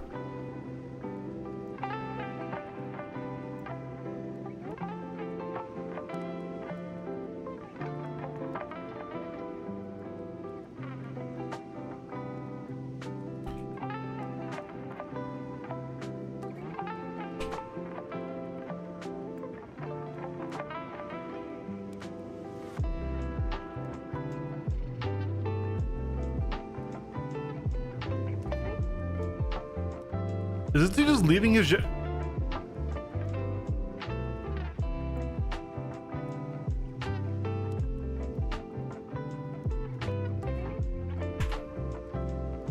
Engines off. He flew off, so I guess we will get his gems.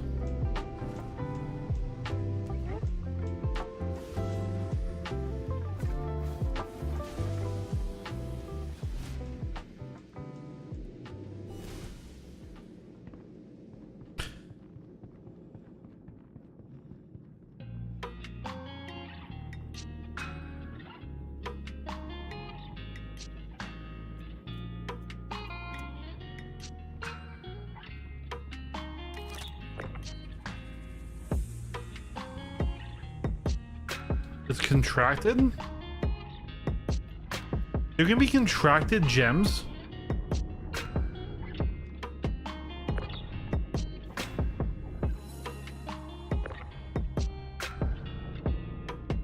Did he like mine that and then he has a turn in for it?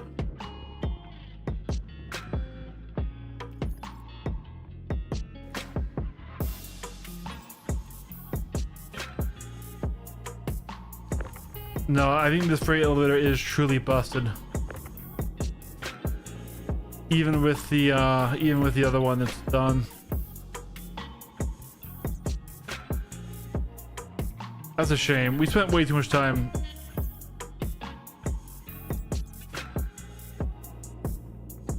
Yeah, like contracted gems. Right? Not just turn in.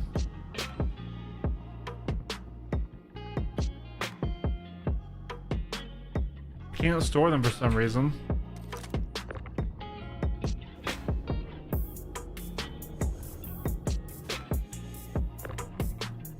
And these are all like base quality, it looks like. That's worse than base. But like...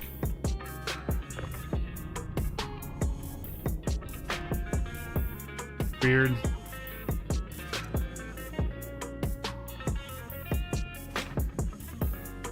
All right, well, let's probably just call it there then. This elevator doesn't work because I don't want. We tried our best. We cleared out the thing that I thought was what was causing that mismatch, but unfortunately, did not work. So we'll just say we just did a bit of community service. Now this took us 23 minutes to try and even get this going. If it had just worked.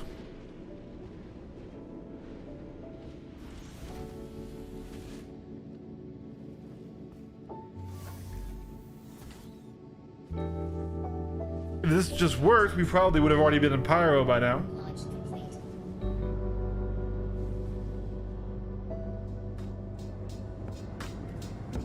Let's set off a nice distance from this area right here.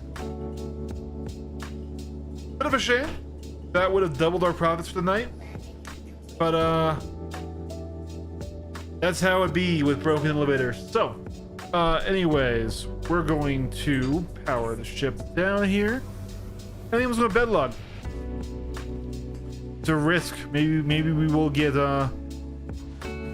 entirely shard locked again. But I'm getting tired. It's always a shame when a mission breaks like that, but at the very least, you know, here's the thing. It broke in the start and not at the end, right? So if it's gonna break, this is the best time for it to break. But we're not gonna look for another mission. This is already an extension on the stream. Thanks for watching. Thanks for hanging out, guys. I appreciate you all. I'll be definitely streaming again more. Sorry I took a week off, but I will be back and I will do more, and I will catch you guys all next time. Peace.